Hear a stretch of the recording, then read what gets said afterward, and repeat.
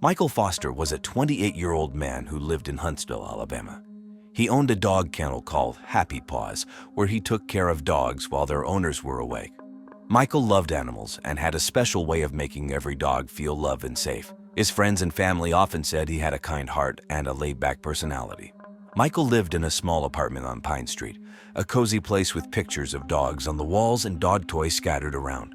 After finishing school, he decided to open Happy Paws. His business became well known in Huntsville, with many people trusting him with their pets. Michael had a girlfriend named Darla Green. She was a fitness influencer with tens of thousands of followers on YouTube. Darla often posted videos of her workouts and talked about the importance of women getting strong and muscled. However, their relationship had problems. Darla was known to be very controlling and jealous, which led to many arguments between them. Michael was well liked by everyone who knew him. He was also an active member of the Huntsville community, volunteering at animal shelters and participating in local events like the Panoply Arts Festival. Michael was known for his friendly nature and his ability to make everyone feel welcome. In the days before his death, Michael was excited about a new project at Happy Paws. He was planning to expand the kennel to accommodate more dogs and offer new services. He talked about his plans with his family and friends, who were all supportive. Michael also loved football and was looking forward to watching the upcoming March Madness games with his friends. Despite these issues, Michael remained focused on his dreams and his love for animals. He was looking forward to the future and all the possibilities it held. Sadly, his life was cut short in a tragic and violent way. On the morning of March 15, 2016, Michael Foster's body was discovered in his apartment. It was around 9:00 a.m. when his neighbor, Alex Leeson, noticed something strange. Alex lived in the apartment next to Michael's on Pine Street. That morning, Alex heard Michael's dog barking nonstop. This was unusual because Michael always made sure his dogs were well behaved. Alex decided to check on Michael. He knocked on the door, but there was no answer. Worried, he used the spare key Michael had given him for emergencies. When Alex opened the door, he immediately knew something was wrong. The apartment was a mess. Furniture was overturned, and there were signs of a struggle everywhere. Alex walked further into the apartment and saw Michael lying on the living room floor.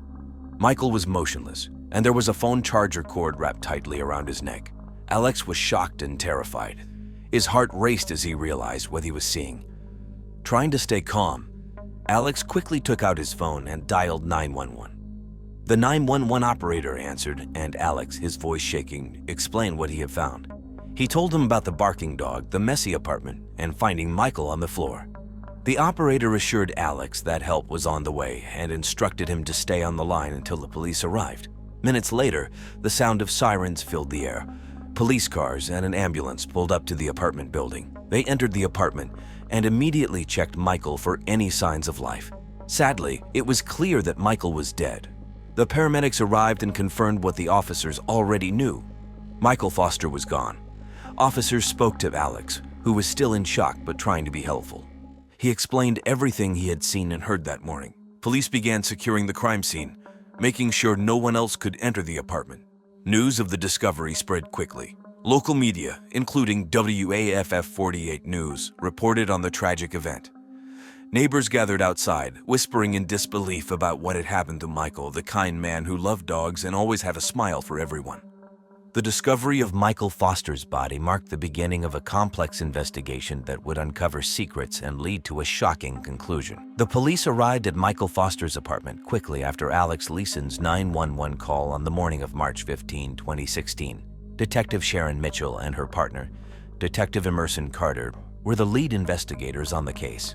Detective Mitchell was known for her attention to detail, and Detective Carter was respected for his methodical approach to investigations. When they entered the apartment on Pine Street, they saw a chaotic scene. The living room was in disarray with furniture overturned, and items scattered everywhere. There were clear signs of a struggle. Detective Mitchell immediately noticed the metal phone charger cord wrapped around Michael's neck. It was evident that Michael had been strangled. The detectives began their investigation by carefully examining the crime scene. Detective Mitchell took detailed notes and photographs of everything in the apartment. She pointed out the defensive wounds on Michael's arms, indicating that he had fought back against his attacker.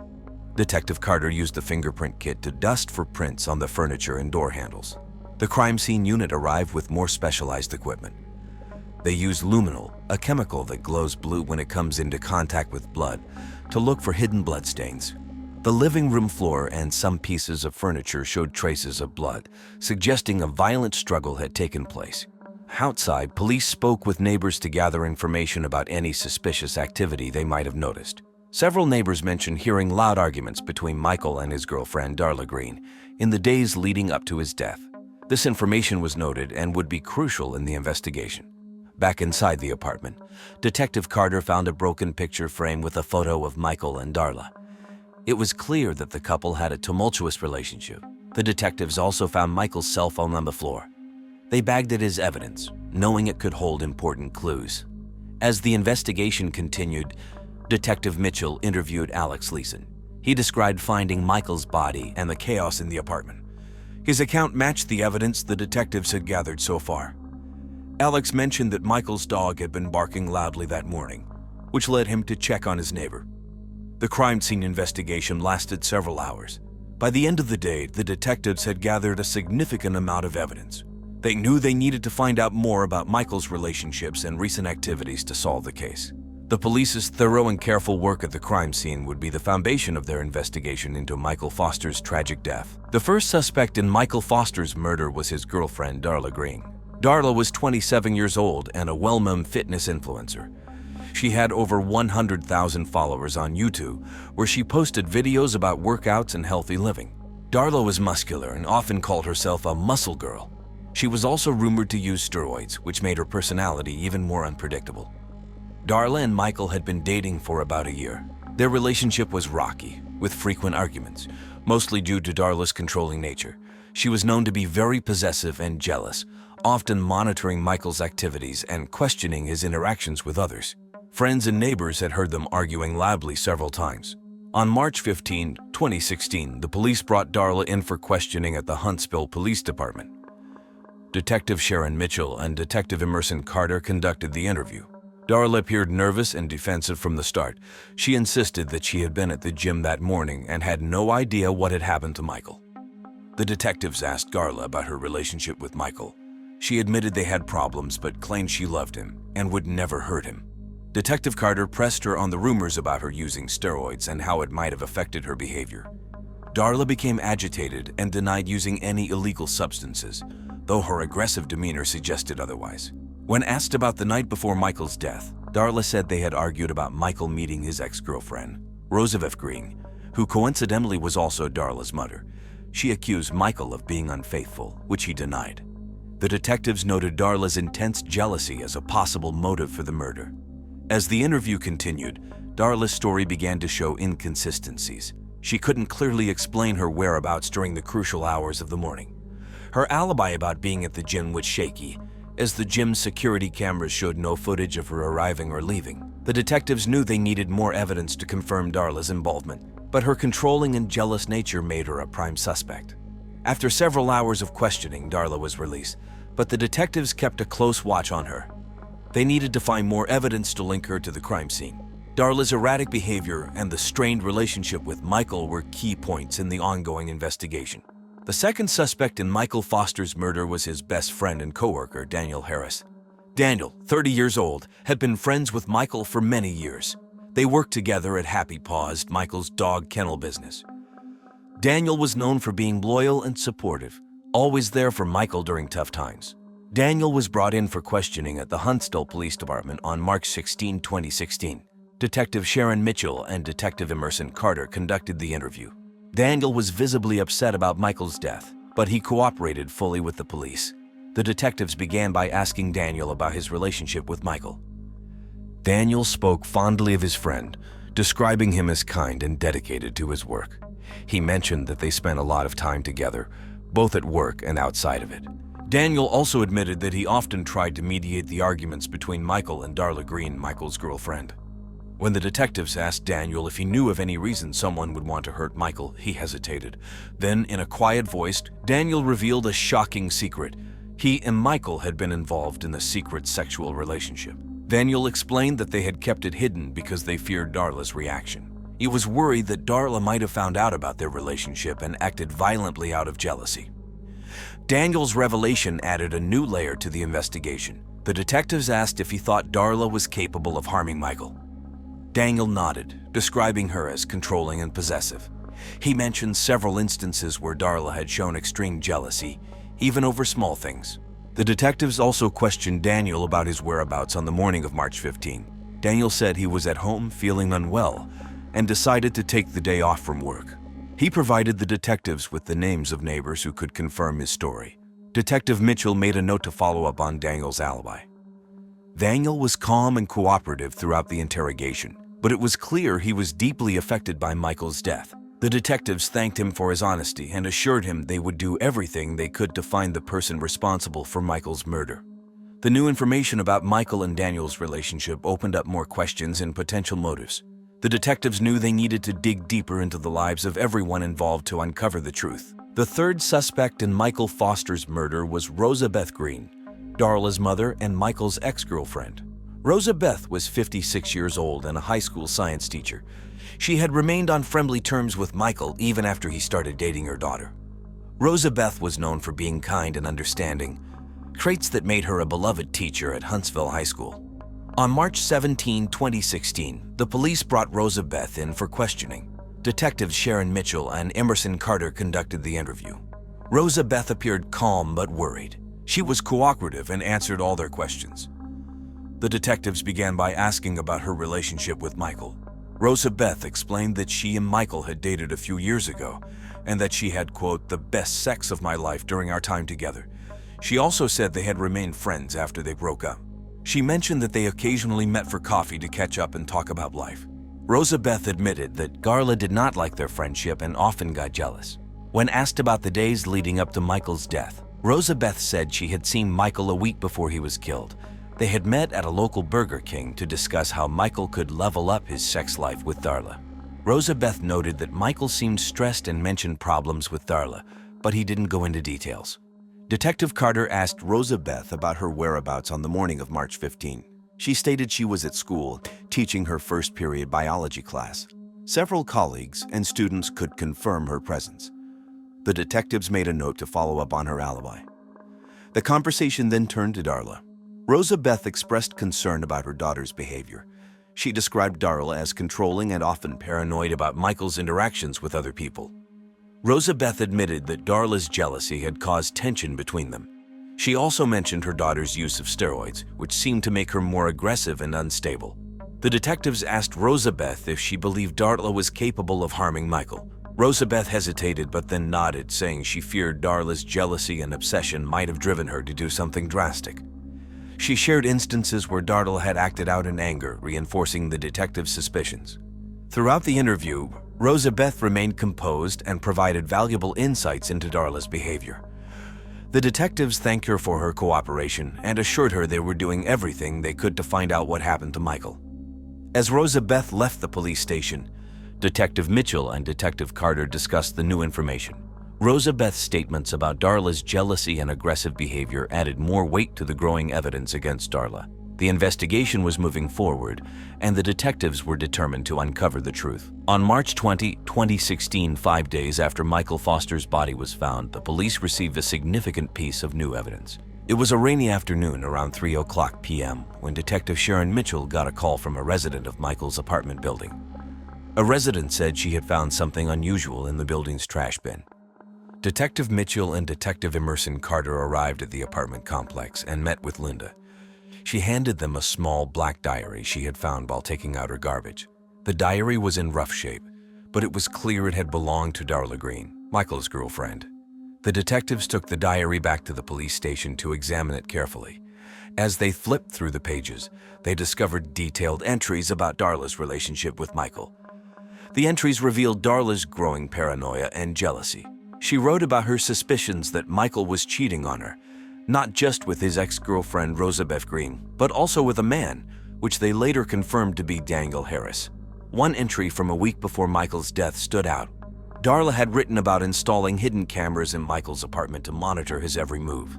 She described how she watched him interact with other people and how it fueled her anger and jealousy. The final entry was chilling.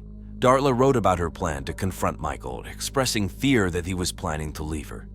The diary provided crucial insight into Darla's state of mind and her obsessive behavior. Detective Carter noted that the entries matched the timeline of events leading up to Michael's murder. The detectives decided to search Darla's apartment for the hidden cameras mentioned in the diary.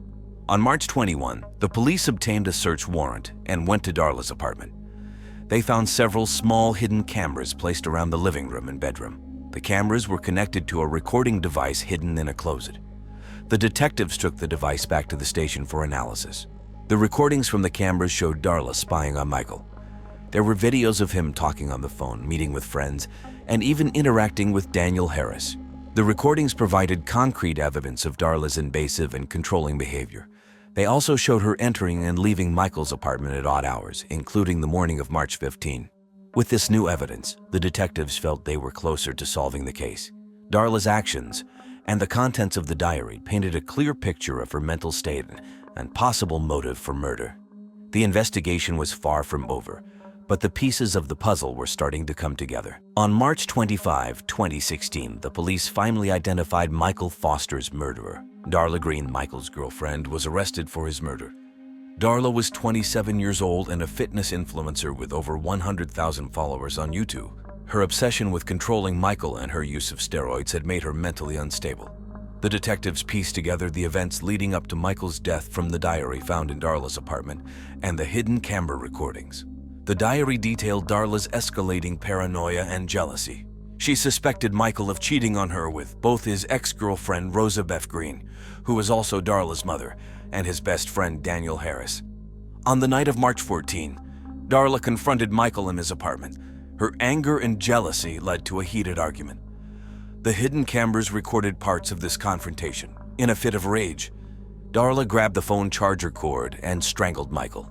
The struggle left the apartment in disarray, and Michael tried to fight back but was overpowered. On the morning of March 15, Darla left the apartment, hoping to make it look like Michael had been attacked by someone else. She went to the gym to establish an alibi, but the gym's security cameras did not capture her presence, weakening her defense. Detectives Sharon Mitchell and Emerson Carter gathered all the evidence and presented it to the district attorney. With the diary, the recordings, and Darla's inconsistent alibi, they had a strong case against her. The police decided to arrest Darla at her apartment. On the afternoon of March 25, the police arrived at Darla's apartment. Detective Mitchell knocked on the door, and Darla answered, looking surprised and nervous. Detective Carter informed her that she was under arrest for the murder of Michael Foster. Darla's face turned pale, and she began to cry, but she did not resist arrest. As Darla was taken away in handcuffs, the news quickly spread. Michael's family was relieved that the murderer had been caught, but devastated by the betrayal from someone they had trusted. They expressed their gratitude to the police for their hard work in solving the case. Neighbors and local media, including WAFF48 News, reported on the arrest, highlighting the tragic end of a troubled relationship. The community was shocked that someone as well-known as Darla could commit such a crime. The arrest of Darla Green marked a significant breakthrough in the investigation. The detectives felt a sense of closure, knowing they had brought Michael's killer to justice. However, the pain of his loss remained for his family and friends, who had to come to terms with the tragic events. The trial of Darla Green began on June 12, 2016, at the Madison County Courthouse. The case had garnered significant media attention, with local news outlets covering every development. The courtroom was packed with reporters, family members, and curious onlookers. The prosecution was led by District Attorney Oliver Leeson, a 45-year-old with a reputation for being tough and thorough. In his opening statement, Leeson laid out the evidence against Darla. He highlighted the diary entries that detailed her escalating paranoia, the hidden camera recordings that captured her confrontations with Michael, and the physical evidence from the crime scene. Leeson argued that Darla's jealousy and obsession drove her to murder Michael in a fit of rage. The defense attorney, Lisa Roberts, was a 38-year-old known for her calm demeanor and sharp legal mind. She argued that Darla was not in her right mind at the time of the murder due to the effects of steroids and emotional stress. Roberts claimed that Darla's actions were not premeditated but the result of a temporary lapse in judgment caused by her mental state. Throughout the trial, Michael's family sat in the front row, their faces a mix of sorrow and anger. They listened intently as witnesses, including neighbors and Michael's friends, testified about the turbulent relationship between Michael and Darla. Daniel Harris's testimony about his secret relationship with Michael added a layer of complexity to the case, revealing the depth of Darla's jealousy. The jury deliberated for 3 days before reaching a verdict. On June 28, 2016, the foreman announced that Darla Green was found guilty of second-degree murder. The courtroom was silent as the judge read the verdict. Michael's family hugged each other, tears streaming down their faces. They felt a sense of justice but were still grieving their loss. During the sentencing phase, the prosecution argued for a severe punishment, emphasizing the brutality of the crime and the impact on Michael's loved ones. The defense pleaded for leniency, citing Darla's mental health issues and lack of prior criminal history. In the end, the judge sentenced Darla to 25 years in prison without the possibility of parole. The sentence was met with mixed reactions. Michael's family felt it was a fair punishment, while some of Darla's supporters believed it was too harsh, considering her mental state. The community was divided, with debates about the influence of steroids on behavior and the responsibilities of those who used them. The trial's conclusion brought some closure to Michael's family, but the emotional scars remained. They had to learn to live without him, holding on to the memories of the kind and gentle man they had lost. After the trial, life slowly began to move on for everyone involved. Michael Foster's family struggled with their loss, but they found solace in their memories of him. His parents, David and Linda Foster, started a charity in Michael's name, the Foster Animal Foundation, to support animal shelters in Huntsville. This helped them feel connected to Michael's passion for animals and gave them a sense of purpose. Daniel Harris, Michael's best friend and coworker, faced a difficult time. The revelation of his secret relationship with Michael had shocked many, but he received support from friends and colleagues. Daniel continued working at Happy Paws, the dog kennel Michael had started, determined to keep Michael's dream alive. He also sought therapy to help him cope with the trauma and grief. Rosa Beth Green, Darla's mother and Michael's ex-girlfriend, also found the aftermath challenging. As a high school science teacher, she focused on her students, finding some distraction in her work. She remained in touch with Michael's family, sharing their sorrow and supporting their charity efforts. The ordeal brought her closer to them, creating a bond of shared grief. Darla Green's YouTube channel, once filled with workout videos and health tips, was abandoned. Her followers were shocked by the news of her crime. In prison, Darla participated in mental health programs and anger management classes. She spent her time reflecting on. Michael's friends and family held an annual memorial at Happy Paws on his birthday, celebrating his life and love for animals. This gathering became a tradition, a way for everyone to remember Michael and find comfort in each other's company. The trial and its aftermath had left a mark on everyone involved. They had all been touched by Michael's kindness and the tragedy of his untimely death. Through their efforts to honor his memory and support each other, they found a way to heal and move forward. Brianna Dalton was just 18 years old when she died. She had recently graduated from Forest Park High School, where she was known for being smart and kind. Brianna loved reading and dreamed of becoming a teacher one day. She worked part-time at Barnes & Noble, where she enjoyed recommending books to customers and talking about her favorite stories. Brianna lived in Forest Park, Ohio, with her stepfather, Irving Dalton, and his new wife, Margarita. Irving was a wealthy businessman, and Margarita was much younger than him. Brianna's own mother had passed away a year earlier, which made life harder for Brianna. She often felt lonely and missed her mom a lot. Despite these challenges, Brianna was a cheerful and creative person. Her teachers at Forest Park High School always said she was a joy to have in class. She was part of the school's drama club and loved acting in school plays. Brianna's best friends often talked about how she would light up any room with her smile and positive energy. In the days leading up to her death, Brianna was busy making plans for her future.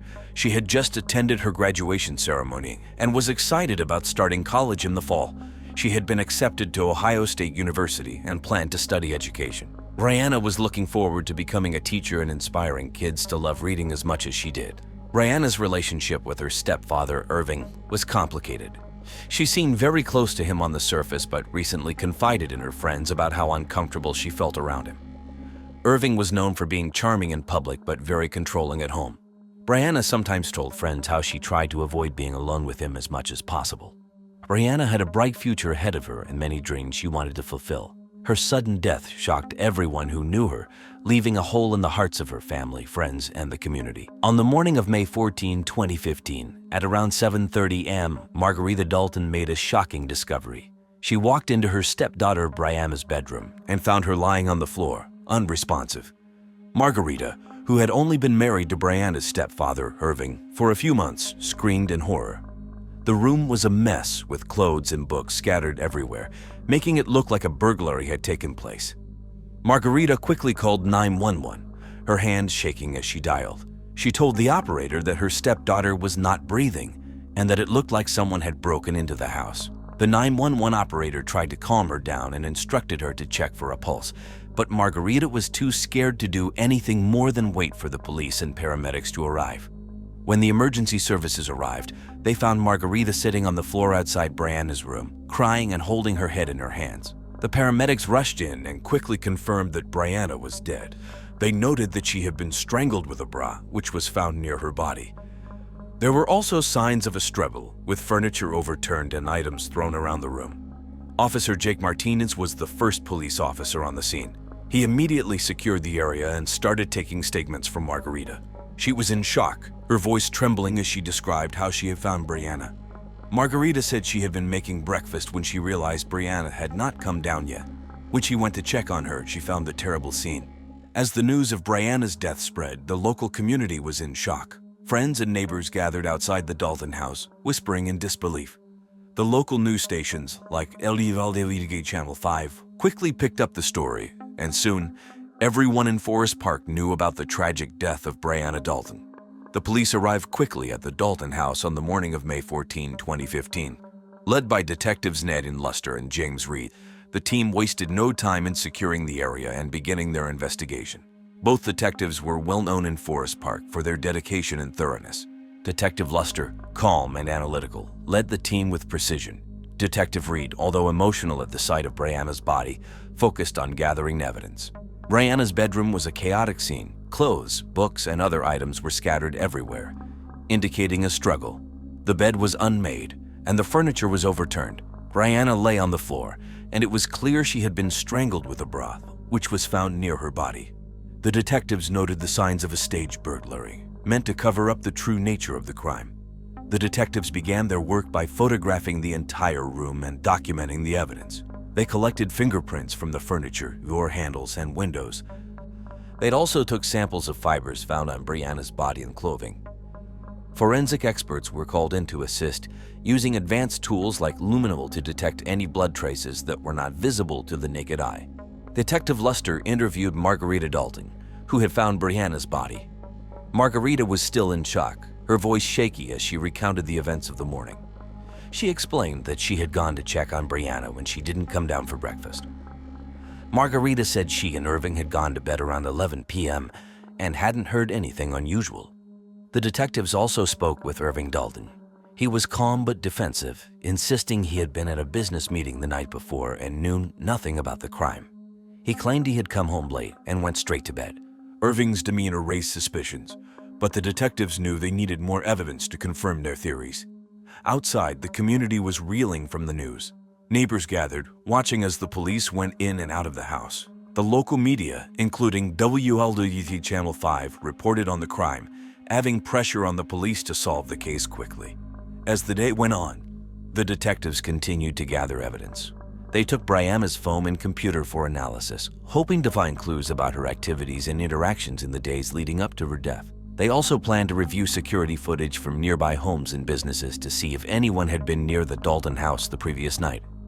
The crime scene investigation was just the beginning of a complex and heartbreaking case that would leave a lasting impact on the Forest Park community. Irving Dalton, 58, was the first suspect the police investigated. He was a wealthy businessman known in Forest Park for his success in real estate.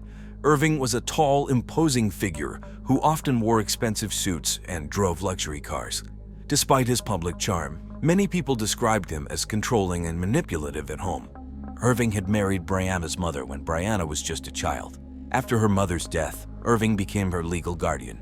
Their relationship was strained at times and affectionate at others, but recently Brianna confided in her friends about her unease around him.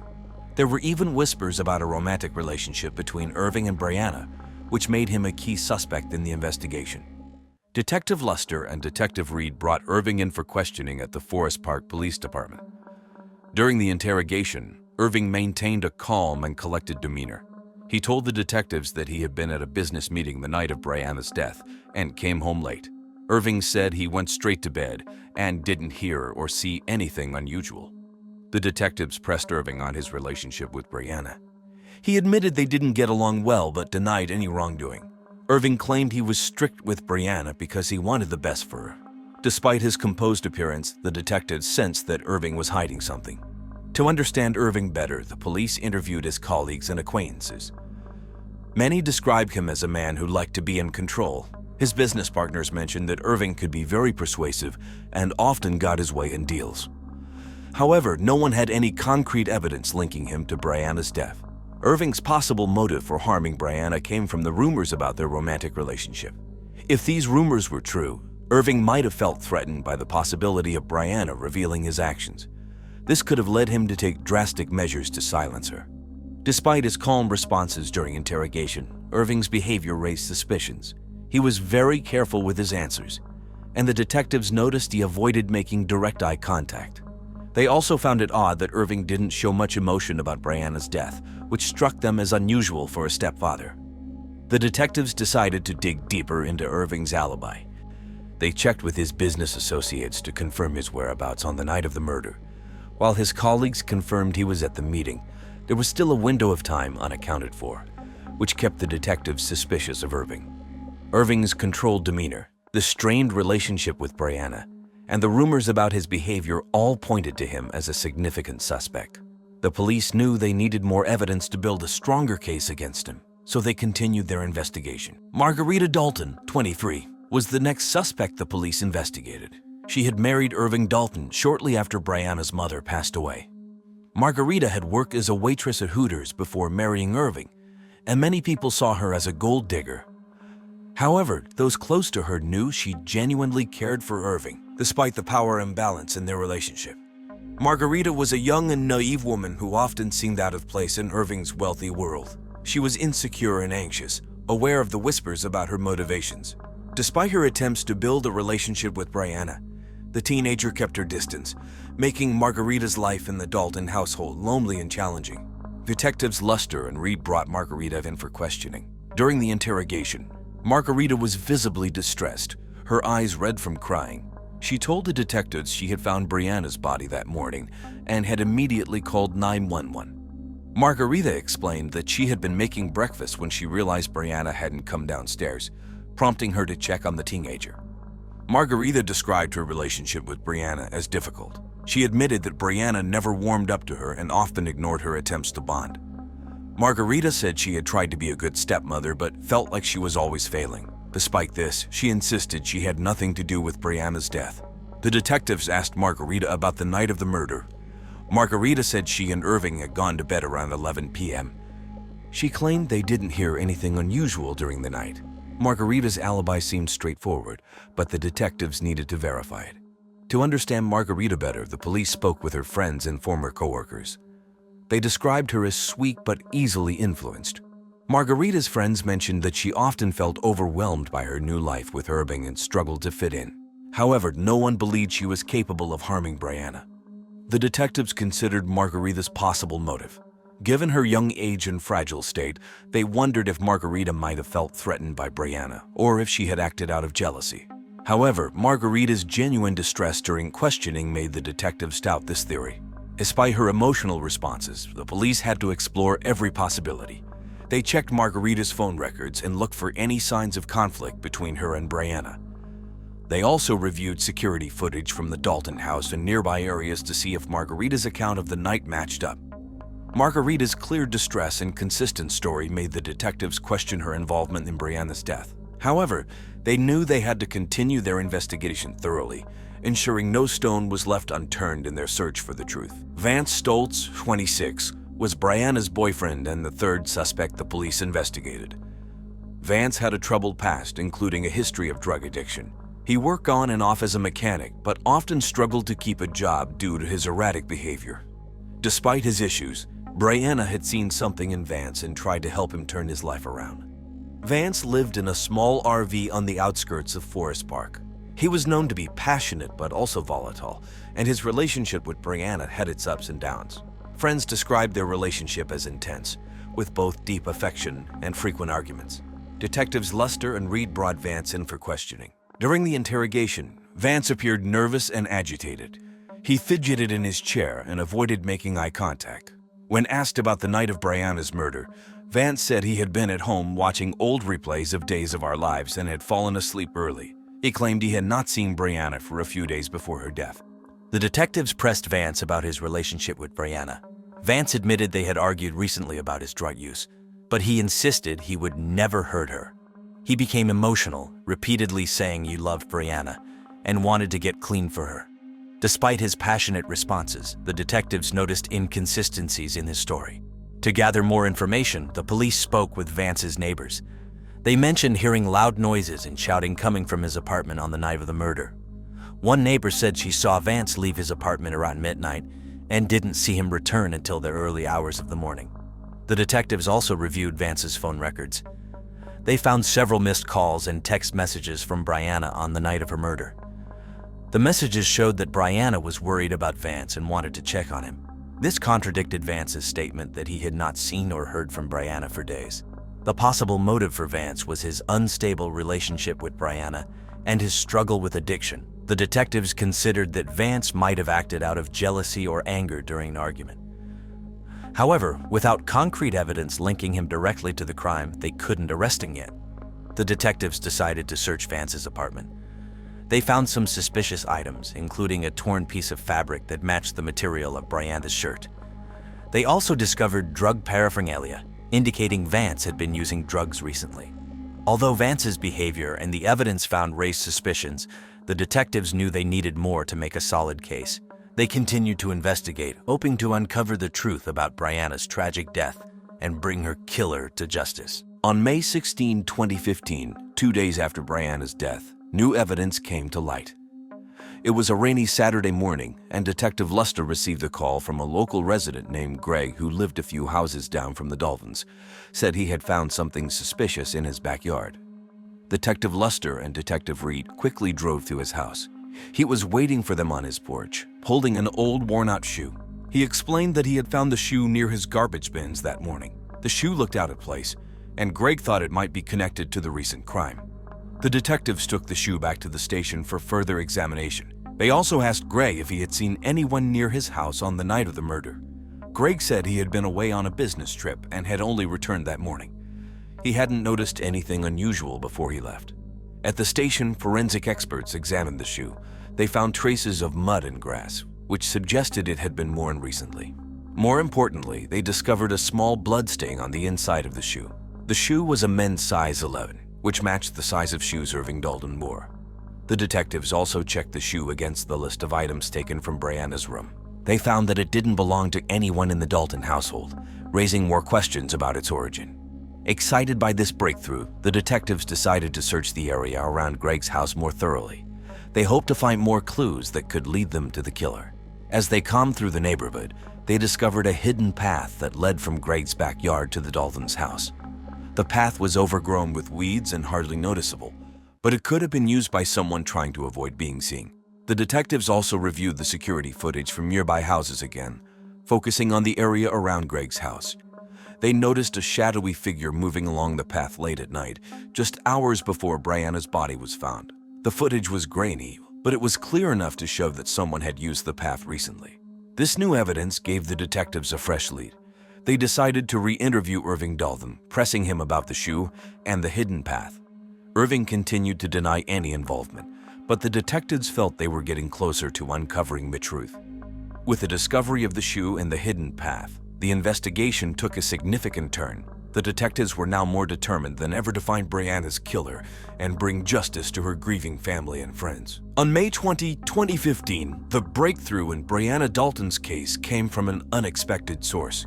Detectives Luster and Reed received a call from the forensic lab. The blood stain found on the shoe matched Irving Dalton's DNA. This discovery was the crucial piece of evidence they needed. Irving Dalton, 58, was a wealthy real estate businessman known for his charm in public and his controlling nature in private. He had married Brianna's mother when Brianna was a child and became her legal guardian after her mother's death. Despite his public persona, whispers about his inappropriate behavior towards Brianna had persisted. Irving had killed Brianna to hide the fact that she was pregnant with his baby, a result of their secret affair. He feared the scandal and the potential legal repercussions would ruin his reputation and destroy his marriage to Margarita. On the night of May 13, 2015, Irving went to Brianna's room to confront her. The confrontation turned violent, and he strangled her with a bra. He then staged the scene to look like a burglary gone wrong. Armed with the new evidence, the detectives planned Irving's arrest carefully. On the morning of May 21, 2015, at 7:00 a.m., they arrived at the Dalton house. Irving answered the door, surprised to see the police. Detective Luster informed him he was under arrest for the murder of Brianna Dalton. Irving tried to remain calm, but his hands shook as they cuffed him and read him his rights. Irving's reaction to his arrest was a mix of shock and resignation. He didn't resist, but kept insisting he was innocent. However, the evidence was overwhelming. The shoe with his blood, the hidden path leading from Greg Thompson's yard to the Dalton house, and the inconsistencies in his alibi all pointed to his guilt. As the news of Irving's arrest spread, Brianna's friends and family were both relieved and devastated. Margarita was in disbelief, struggling to come to terms with the fact that her husband was a murderer. Brianna's friends expressed a mix of sorrow and anger, mourning the loss of their kind-hearted friend and the betrayal by someone who was supposed to protect her. The local community in Forest Park was shaken by the revelations. News outlets like WLWT Channel 5 covered the story extensively, and the case became a talking point on social media. People were shocked that someone so respected could commit such a heinous act. The arrest of Irving Dalton brought a sense of closure to the case, but it was clear that the road to justice for Brianna was just beginning. The detectives knew the trial would be a long and difficult process, but they were determined to see it through and ensure that Brianna's killer was held accountable. The trial of Irving Dalton began on August 10, 2015, drawing significant attention from the local community and media. The courtroom was packed with reporters from WLWT Channel 5 and other news outlets. Brianna's friends and family were present, hoping for justice. The prosecution was led by District Attorney Cole Era, a determined and experienced lawyer in his early 40s. Era presented a compelling case against Irving. He detailed the evidence, including the shoe with Irving's blood, the hidden path, and the inconsistencies in Irving's alibi. Era argued that Irving killed Brianna to hide the fact that she was pregnant with his baby, fearing the scandal would ruin his reputation and marriage. The defense attorney, Militia Bean Turner, was a skilled and persuasive lawyer in her late 30s. Turner argued that the evidence was circumstantial and that Irving was being unfairly targeted. She suggested that someone else, like Vance Stultz, Brianna's troubled boyfriend, could have committed the crime. Turner emphasized Irving's reputation and success as a businessman, portraying him as a victim of false accusations. As the trial progressed, the emotional toll on Brianna's family and friends was evident. They listened to the details of her death and Irving's betrayal, struggling to hold back tears. Margarita Dalton, Irving's young wife, was a constant presence in the courtroom, looking pale and distraught. On December 5, 2015, after weeks of testimony and evidence, the jury reached a verdict. The courtroom was tense as the foreman read the decision. Guilty of first-degree murder, Irving showed little reaction, maintaining his stoic demeanor, while Brianna's family and friends expressed a mixture of relief and sorrow. The sentencing phase followed, and on December 12, 2015, the judge handed down a life sentence without the possibility of parole. District Attorney Era called the sentence just and necessary for the heinous crime Irving committed. Defense Attorney Turner expressed disappointment but respected the jury's decision. The verdict and sentencing had a profound impact on everyone involved. Brianna's family felt a sense of justice but also deep grief over their loss. Margarita Dalton was devastated, struggling to rebuild her life after discovering her husband's dark secret. Vance Stultz, who had been a suspect, was relieved to be cleared but remained haunted by Brianna's death. The Forest Park community also felt the effects of the trial. People were shocked that someone as respected as Irving could commit such a crime. The case sparked conversations about trust, betrayal, and the importance of looking out for one another. The trial's conclusion marked the end of a long and painful journey for those who loved Brianna. While justice had been served, the memory of Brianna Dalton would always be a reminder of the tragic events that unfolded in May 2015. After the trial of Irving Dalton, life in Forest Park slowly began to return to normal, though the scars left by Brianna Dalton's tragic death would linger for years to come.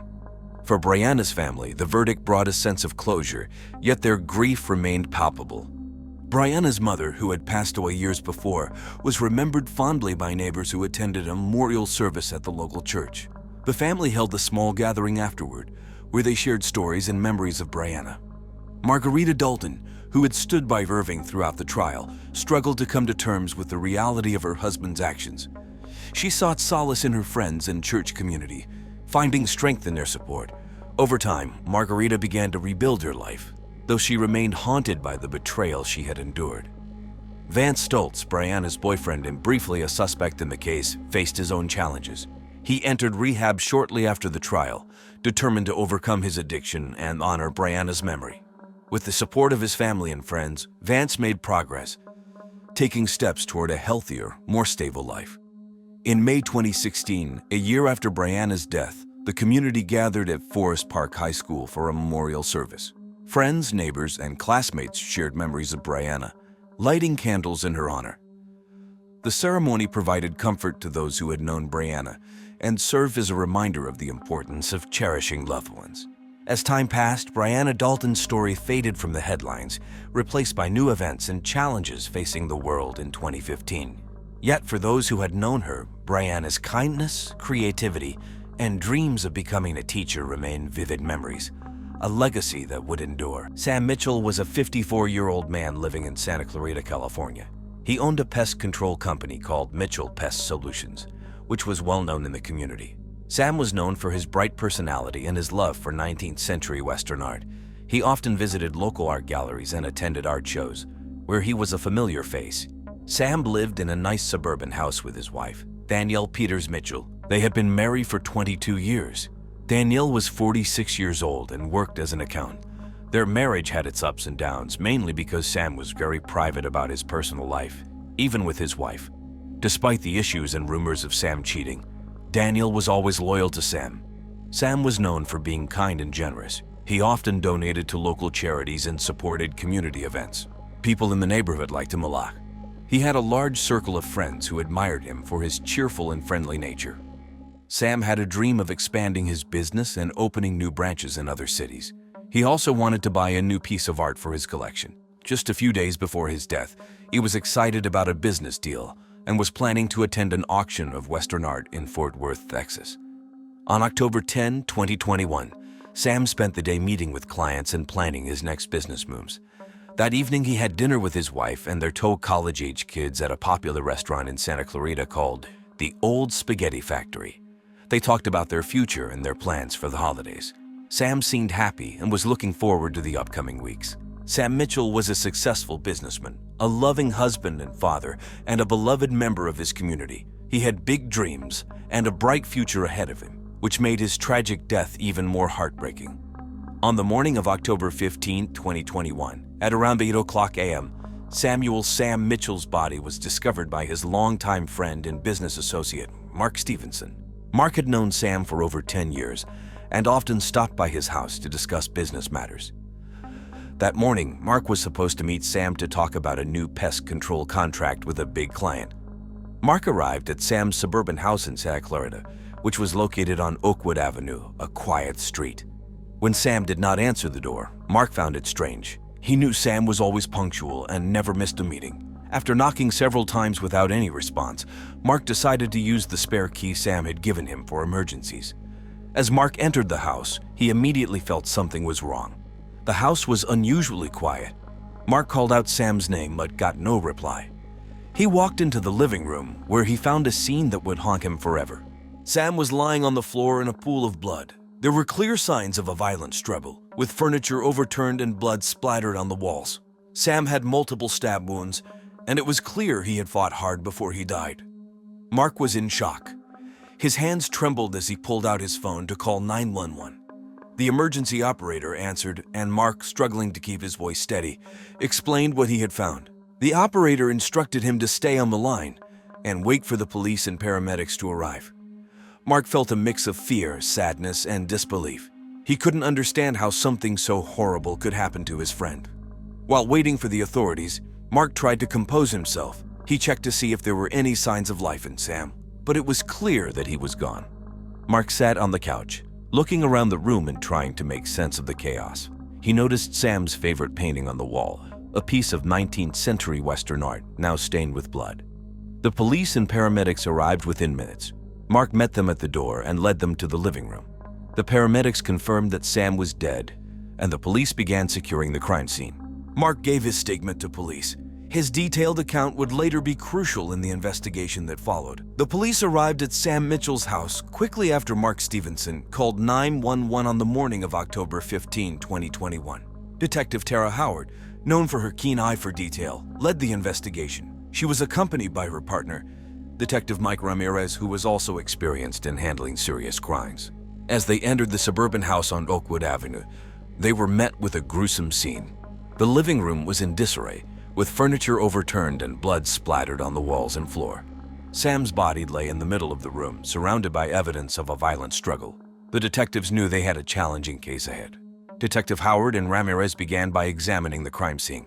The first thing they noticed was the multiple stab wounds on Sam's body. It was clear he had fought hard for his life. Near the body, they found the murder weapon, a large kitchen knife covered in blood. They carefully collected it as evidence, making sure not to disturb any potential fingerprints. Forensic experts arrived shortly after to help with the investigation. They used advanced tools to gather fingerprints, blood samples, and other clues from the scene. They took photographs of the entire area, documenting the position of every piece of furniture and every blood stain. The team worked methodically, ensuring they did not miss any vital evidence. Detective Howard questioned Mark Stevenson, who had discovered the body. Mark described the scene he found and his actions afterward. His detailed account helped the detectives piece together the initial timeline of events. They learned that Sam had planned to meet Mark that morning, which made them wonder who else might have known about the meeting. The detectives then turned their attention to the rest of the house. They found no signs of forced entry, suggesting that Sam might have known his attacker. This information was crucial, as it narrowed down the list of potential suspects. They also found Sam's cell phone on the kitchen counter, which they took as evidence. They hoped it would provide clues about who Sam had been in contact with before his death. Outside the house, news vans from local TV stations like KTLA and ABC7 had started to gather. The shocking murder of a well-known local businessman was big news. Reporters tried to get statements from the police and neighbors, but Detective Howard declined to comment, saying the investigation was still in its early stages. By the end of the day, the detectives had collected a significant amount of evidence, but many questions remained. Who would want to kill Sam Mitchell, and why? The investigation was just beginning, and Detective Howard and her team knew they had a long road ahead. The first person the police investigated was Danielle Peters Mitchell, Sam's wife of 22 years. Danielle, who was 46 years old, worked as an accountant at a law firm in the San Fernando Valley. She was known for being meticulous and detail-oriented traits that made her good at her job. Despite her calm exterior, Danielle was deeply affected by Sam's death. On the afternoon of October 16, 2021, Danielle was brought in for questioning. Detective Tara Howard led the interrogation. Danielle appeared composed but was clearly upset. She told the detectives that she and Sam had a complicated relationship. Though they had their differences, she loved him deeply. Danielle revealed that Sam had been involved in a secret relationship with a much younger man named Kevin Lawrence. This revelation shocked the detectives. Danielle explained that she had found out about the affair a few months earlier and that it had put a significant strain on their marriage. She also revealed that Sam had recently tested positive for AIDS, which had added to the tension between them. The detectives asked Danielle about her whereabouts on the night of the murder.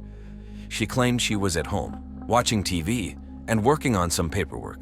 She mentioned that she had watched the latest episode of NCIS on CBS, America's #1 show at the time, and had gone to bed around 10:00 p.m. Her calm demeanor during the interrogation was notable.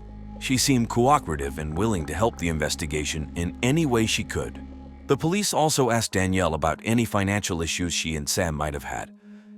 Danielle explained that they were financially stable and had no significant money problems. She denied any involvement in Sam's death, saying that while she was hurt by his affair, she would never harm him.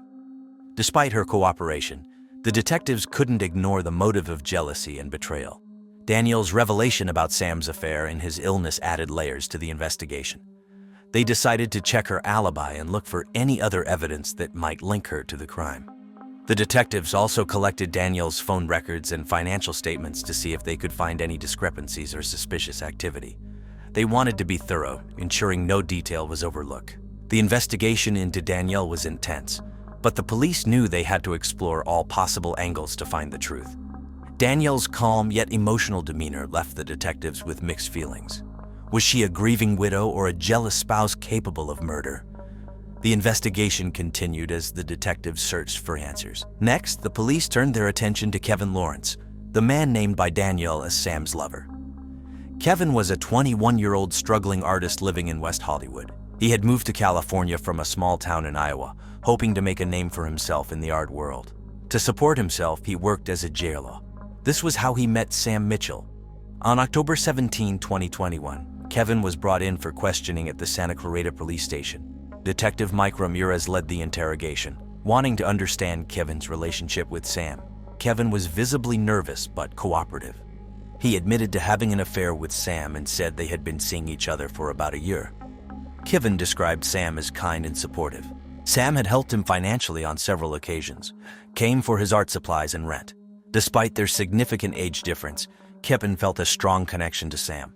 He claimed he loved Sam and that their relationship was worth more than the financial support Sam gave to him.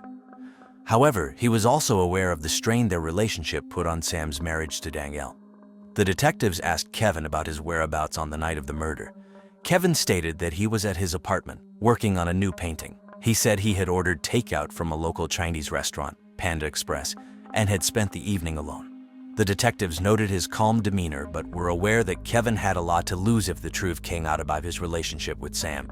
Police also discovered Kevin had been diagnosed with bipolar disorder, which sometimes made his emotions difficult to control. He insisted, however, that he would never harm Sam. Kevin's financial struggles and his reliance on Sam for support added a potential motive for the police to consider.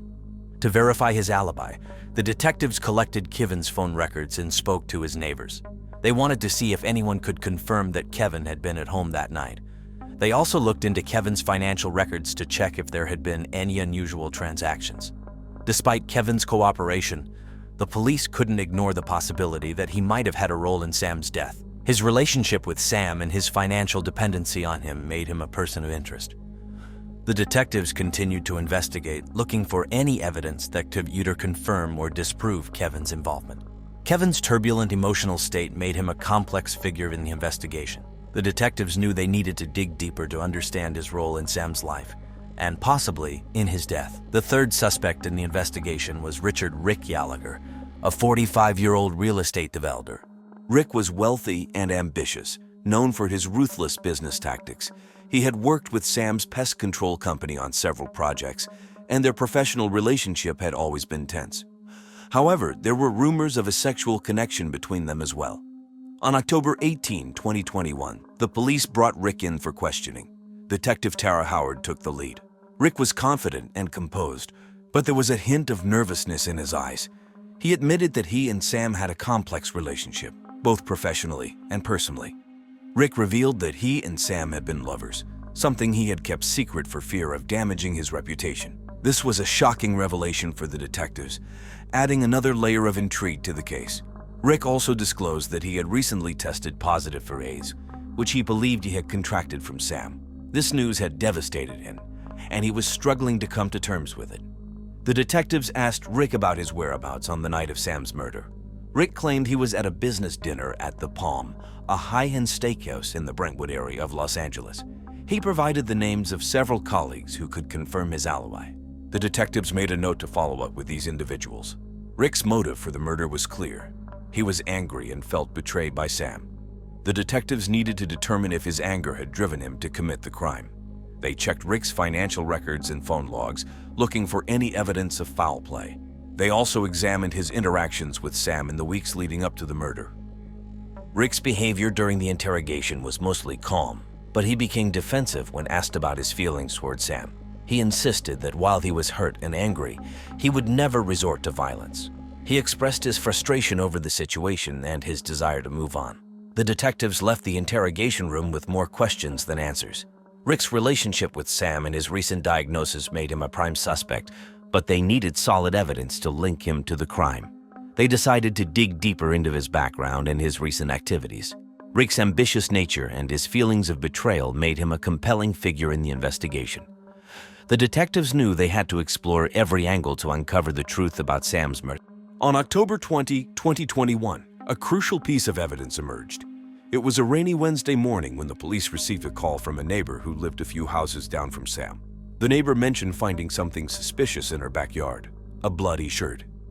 Detectives Tara Howard and Mike Ramirez quickly arrived at Mrs. Green's house on Oakwood Avenue. They carefully collected the shirt, making sure to preserve any potential evidence. The shirt appeared to be a men's size, and the bloodstains suggested it had been worn during the murder. This new evidence was taken to the forensics lab for analysis. The detectives were eager to learn more about the shirt. They hoped it would contain DNA that could point them to the murderer. The forensics team worked swiftly, and within hours they had results. The blood on the shirt matched Sam Mitchell's blood type. More importantly, the DNA on the collar and sleeves provided a match to Danielle Peters Mitchell, Sam's wife. Detective Howard and Ramirez discussed the findings. The new evidence cast a dark shadow over Danielle's claims of innocence. The detectives decided to bring her in for another round of questioning. This time, they had solid evidence linking her to the crime scene.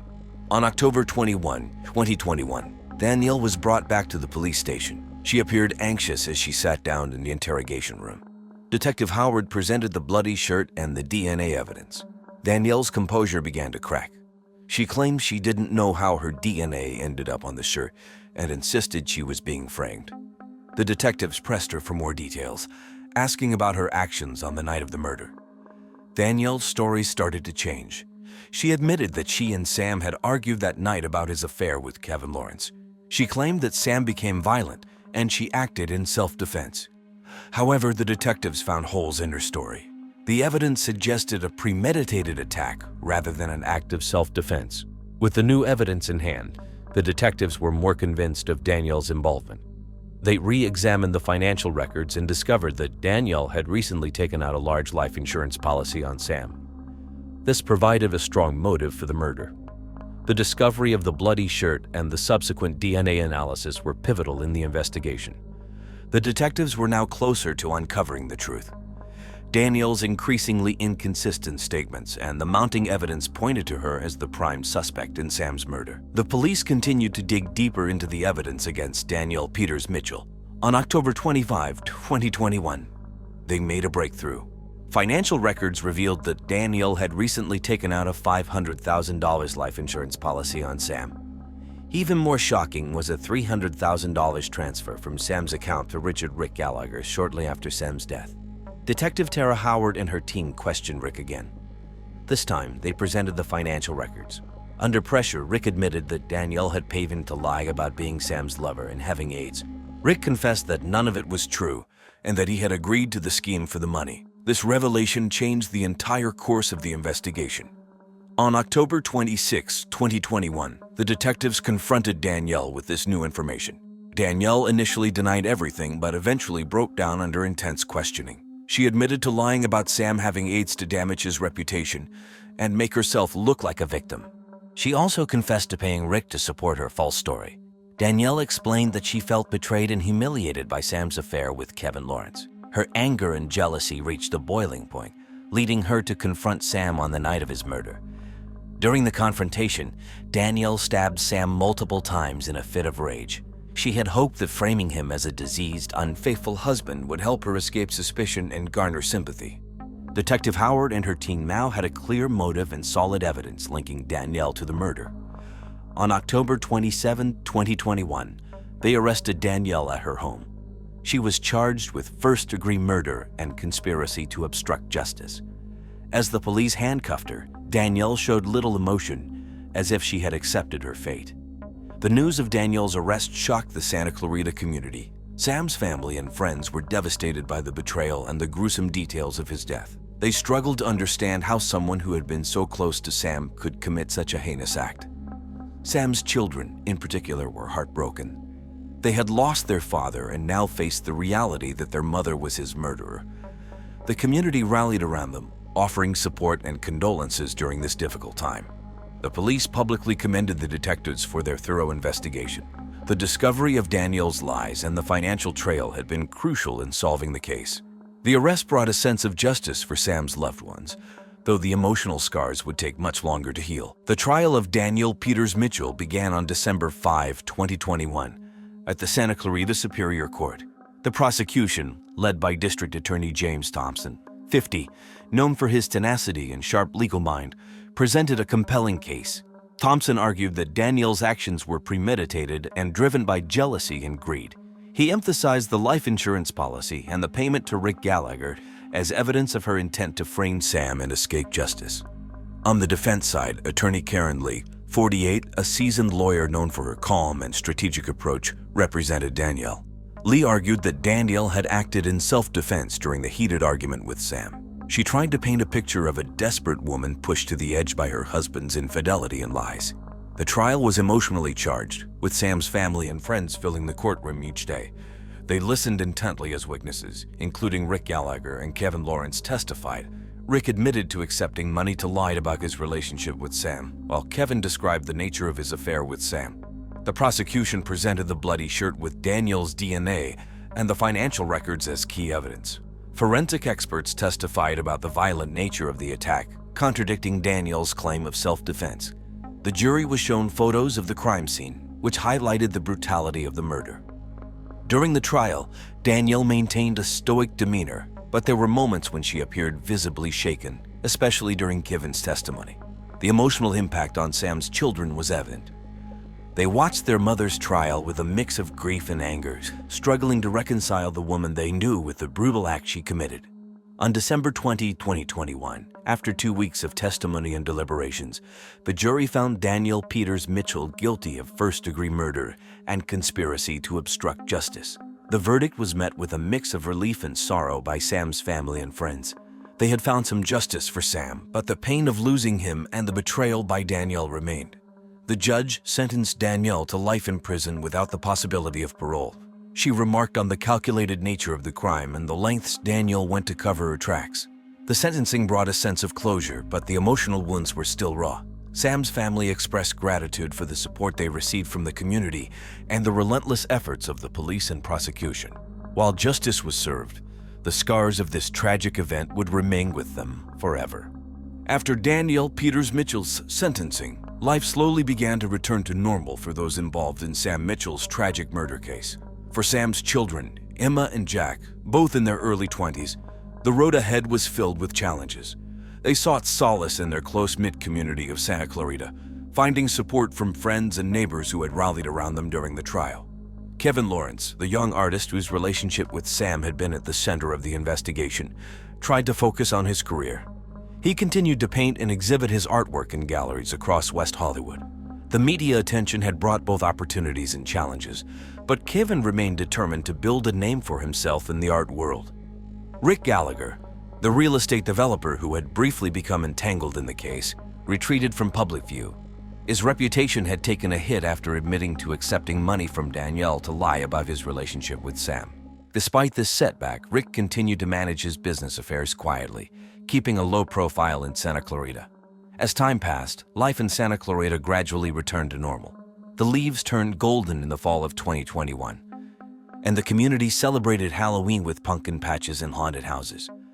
The local news covered stories of resilience and hope, highlighting community events and initiatives aimed at healing and moving forward. For Sam's children and close friends, the memory of his kindness and generosity remained strong. They found comfort in remembering the good times they had shared with him, and in knowing that justice had been served. While the scars of Sam's murder would never fully heal, the community's support and resilience offered a glimmer of hope for the future. This concludes today's episode of True Crime Case Files. The story of Samuel "Sam" Mitchell is a stark reminder of how secrets and hidden emotions can lead to devastating consequences. Jared Mitchell was a 52-year-old man who lived in Greensboro, North Carolina. He was a senior executive at a large company, known for his charm and success in the business world. Jared had worked hard to climb the corporate ladder and enjoyed the perks of his high-paying job. He was often seen in nice suits and driving his luxury car around town. Jared was sociable and loved attending fancy events and parties. However, people close to him knew he had a dark side. He was narcissistic and had a long history of cheating on his wife, Amanda. Amanda Mitchell, 50, was a former high school chemistry teacher. She was kind-hearted and dedicated to her students. Amanda had a passion for science and loved sharing her knowledge with young minds. She was well-liked by her colleagues and students alike. Amanda and Jared had been married for over 20 years, and they had faced many ups and downs together. Amanda was known for her resilience, always pushing through tough times with a smile on her face. In September 2018, Amanda's world was turned upside down when she was diagnosed with terminal esophageal cancer. The news was devastating, but Amanda tried to stay strong. She continued to live her life as normally as possible, spending time with friends and family. However, just days after her diagnosis, Jared asked for a divorce. He had long been seeing a much younger woman, Jenna Parker Breen, in secret. Jenna was an aspiring influencer. Known for her posts on Instagram and YouTube, she often shared tips on how to snag wealthy older men, boasting about her desire for a glamorous lifestyle. Amanda was heartbroken by Jared's betrayal. She had always been supportive of him, even when he made mistakes. Now, in her time of greatest need, he had abandoned her. Despite her illness, Amanda continued to push through, supported by her close friend and colleague, Ryan Hart. Ryan often helped Amanda with daily tasks and provided a shoulder to cry on. In the days leading up to Jared's death, he was excited about his new life with Jenna. He was seen around Greensboro, dining at upscale restaurants and shopping at places like Nordstrom and Macy's. Jared seemed carefree and happy, looking forward to a future with his young girlfriend. But beneath the surface, a storm was brewing, and Jared was unaware of the deadly consequences that were about to unfold. On a late night in early September 2018, Jared Mitchell's lifeless body was discovered in his Greensboro home. It was around 10:30 p.m. when Brian Hart, a close friend and colleague of Amanda Mitchell, knocked on Jared's door. Amanda, worried about Jared, had asked Brian to check on him. Brian was always supportive, especially during Amanda's tough times, and he agreed to help. When Brian arrived at Jared's house, he noticed the lights were still on. He knocked several times, but there was no answer. Growing concerned, Brian used the spare key Amanda had given him. As he opened the door, he was met with an eerie silence. The house was neat, with everything in its place, but something felt off. Brian called out Jared's name, but got no response. He walked into the living room and saw Jared sitting in his favorite armchair, a glass of whiskey on the table beside him. At first glance, it looked like Jared had fallen asleep, but as Brian got closer, he realized something was terribly wrong. Jared's skin was pale, and his body was completely still. Panic set in as Brian checked for a pulse but found none. He quickly called 911, his hand shaking. The dispatcher guided him through CPR, but it was clear that Jared was already gone. Brian was in shock, unable to believe what he was seeing. He had always disliked Jared for how he treated Amanda, but he never wished for this. The first responders arrived within minutes. EMTs confirmed Jared was dead and called the police. Neighbors gathered outside, whispering about what could have happened. News spread quickly through the community, and soon local media outlets, including WFMY News 2, reported on the mysterious death of Jared Mitchell. Everyone in Greensboro was talking about it, speculating on the cause of his sudden demise. As the investigation continued, the police knew they had a complex case on their hands. The calm and neat crime scene contrasted with the shocking nature of Jared's death, leaving everyone wondering who could have wanted him dead and why. When the police arrived at Jared Mitchell's house on that September night in 2018, they quickly took control of the situation. Detective Lisa Harper led the team. Known for her experience and sharp mind, she wasted no time in starting the investigation. The house was quiet and tidy, with no signs of a struggle. The living room, where Jared's body was found, looked normal at first glance. Jared was seated in his favorite armchair with a glass of whiskey on the table next to him. The scene seemed peaceful, but Detective Harper knew better. She ordered her team to gather evidence and take photos of everything. The toxicology test on the whiskey revealed the cause of death, rat poison. Jared had been poisoned, and the glass of whiskey was the delivery method. This discovery turned the investigation into a homicide case. Detective Harper and her team focused on the details, looking for any clues that might point to the killer. They dusted for fingerprints on the glass and other surfaces around the room. They collected samples from the whiskey bottle and checked for any signs of tampering. The method of poisoning suggested that the killer knew Jared's habits well, as the poison was mixed into his favorite drink. Detective Harper also interviewed neighbors and anyone who had seen Jared recently. Many recalled seeing him around town, dining at local restaurants like the Green Valley Grill and shopping at Friendly Center. Some remembered seeing him with his new girlfriend, Jenna Parker Breen, who was much younger and very active on social media. The police also looked into Jared's recent divorce from Amanda Mitchell. They knew that such personal turmoil could be a motive for murder. Amanda, a former chemistry teacher, had the knowledge to carry out such a crime, but her terminal illness and devastated state made her an unlikely suspect at first glance. As they dug deeper, the police discovered that Jared had been involved in several affairs, creating a long list of potential enemies. His new relationship with Jenna, his sudden divorce from Amanda, and his overall lifestyle painted a picture of a man with many secrets and enemies. The police used advanced methods to analyze the crime scene, including forensic tests and detailed interviews. They mapped out Jared's last days, trying to identify who had the opportunity and motive to poison him. The investigation was thorough, with Detective Harper leading the charge, determined to uncover the truth behind Jared Mitchell's death. The media, including local stations like Fox 8, followed the story closely. Greensboro residents were eager for answers, speculating on who could have committed such a cold-blooded act.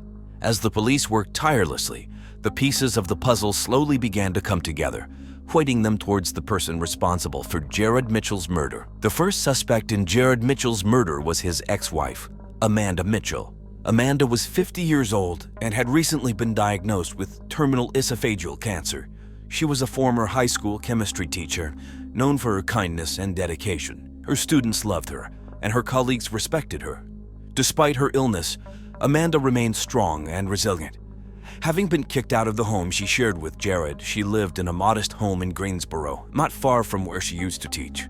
Amanda was devastated when Jared divorced her just days after her diagnosis. They had been married for over 20 years, and she had always supported him, even through his infidelities. Jared's betrayal cut deep, especially when he left her for a much younger woman, Jenna Parker Breen, when she needed him the most. Amanda's friends and family described her as heartbroken but trying to make the most of the time she had left. When the police questioned Amanda, she was calm and cooperative, though her voice was hoarse due to her cancer. Detective Lisa Harper, who led the investigation, noted Amanda's composed demeanor. Amanda explained that she had been at home, resting due to her illness, on the night of Jared's death.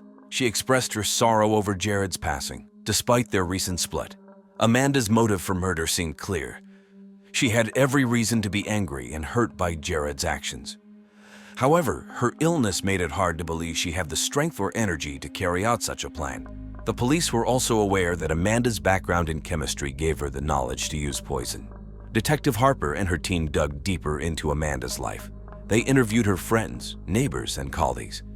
Many described Amanda as a loving and caring person, devoted to her family and students. They couldn't imagine her committing such a crime, even with her broken heart. The police also looked into Amanda's medical records, confirming her terminal diagnosis. This evidence seemed to support her claim of being too weak to commit murder. However, the police couldn't ignore the possibility that Amanda might have used her knowledge and connections to get someone else to do the dirty work for her. The community was shocked by the turn of events, with many sympathizing with Amanda's plight. People speculated on whether she could have been driven to such an act out of sheer desperation and pain. As the investigation continued, Detective Harper kept Amanda on the suspect list, but knew they needed more evidence to either clear her or prove her guilt. The search for the truth behind Jared Mitchell's murder was far from over, and the police were determined to uncover all the facts. The second suspect in Jared Mitchell's murder was Jenna Parker Breen, Jared's new girlfriend. Jenna was 24 years old and an aspiring influencer. She had a large following on Instagram and YouTube, where she shared tips on fashion, beauty, and dating wealthy older men. Jenna was known for her ambitious and opportunistic nature, often flaunting her glamorous lifestyle online. She had moved to Greensboro recently to be with Jared, and their relationship was the talk of the town. Jenna and Jared had met at a charity event in August 2018. Jared was immediately taken by her charm and good looks, and they quickly began a relationship. Jenna saw Jared as a ticket to a luxurious life and didn't hesitate to leave her old life behind. Their relationship progressed quickly, with Jared divorcing Amanda to be with Jenna. When the police questioned Jenna, she appeared nervous and defensive.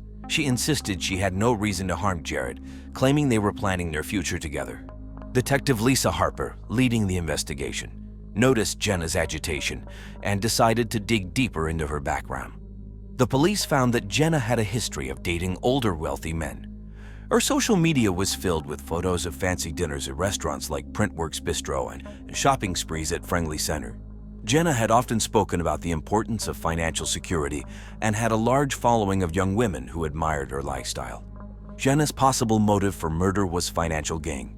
Jared had a significant life insurance policy, and with his sudden death, Jenna stood to receive a large sum of money. This raised suspicions about whether she could have killed Jared for his wealth. However, Jenna denied any involvement, stating she loved Jared and was devastated by his death. The police also looked into Jenna's recent activities. They interviewed her friends and followers, trying to piece together her whereabouts on the night of Jared's murder. Some of Jenna's friends mentioned that she had been talking about moving to a bigger city, like Charlotte or Atlanta, which fueled the police's suspicions further. Her followers were shocked, with many expressing disbelief that Jenna could be involved in such a crime. Jenna's image as a glamorous influencer took a hit as people began to question her true motives. Despite Jenna's denials, the police couldn't ignore the possibility that she had killed Jared for his money. Detective Harper knew they needed concrete evidence to either clear Jenna or prove her guilt. The investigation continued, with the police scrutinizing every detail of Jenna's life and relationship with Jared, determined to uncover the truth. The third suspect in Jared Mitchell's murder was Brian Hart, Amanda's colleague and close friend. Brian was 35 years old and worked as a high school chemistry teacher, just like Amanda. He was known for his compassion and support, especially towards Amanda during her illness. Brian often helped Amanda with daily tasks and was vocal about his disdain for Jared's actions, making him a potential suspect. Brian and Amanda had worked together for several years and had become close friends. When Amanda was diagnosed with terminal esophageal cancer, Brian was there for her, providing both emotional and practical support. Many people saw Brian as a kind and caring individual who went out of his way to help others. However, his open criticism of Jared's behavior raised questions about his involvement in the murder. When the police interrogated Brian, he was calm and cooperative. He explained that he had been at home grading papers on the night of Jared's death. Detective Lisa Harper, who led the investigation, noted Brian's composed demeanor but decided to delve deeper into his relationship with Amanda and Jared. The police discovered that Jared had hired Brian to spy on Amanda and steal what little money was left to her after the divorce.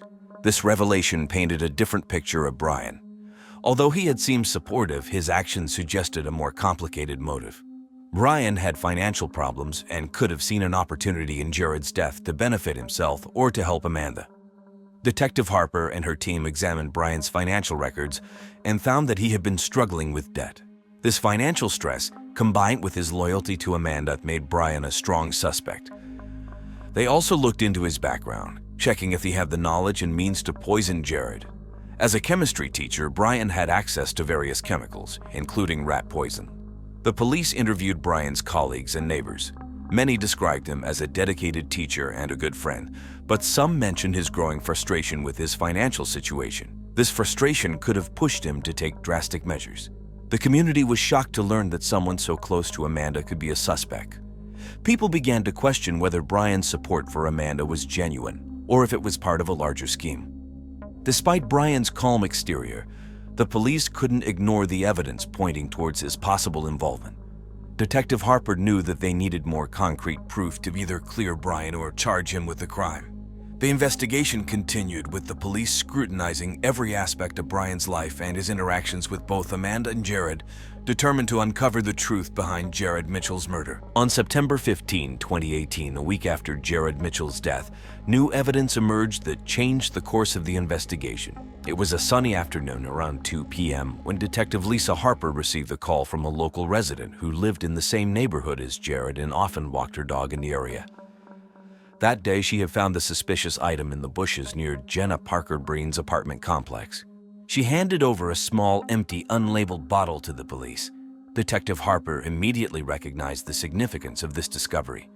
The bottle was carefully bagged as evidence and sent to the lab for analysis.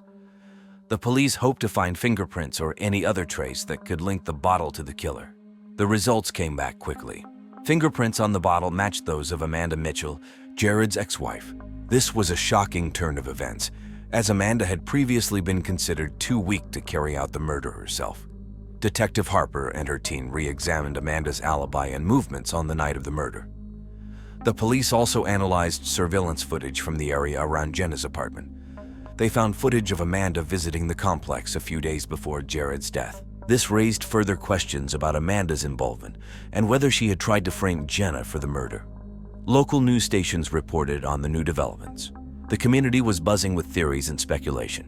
Many were shocked that Amanda, who seemed so kind and loving, could be involved in such a heinous crime.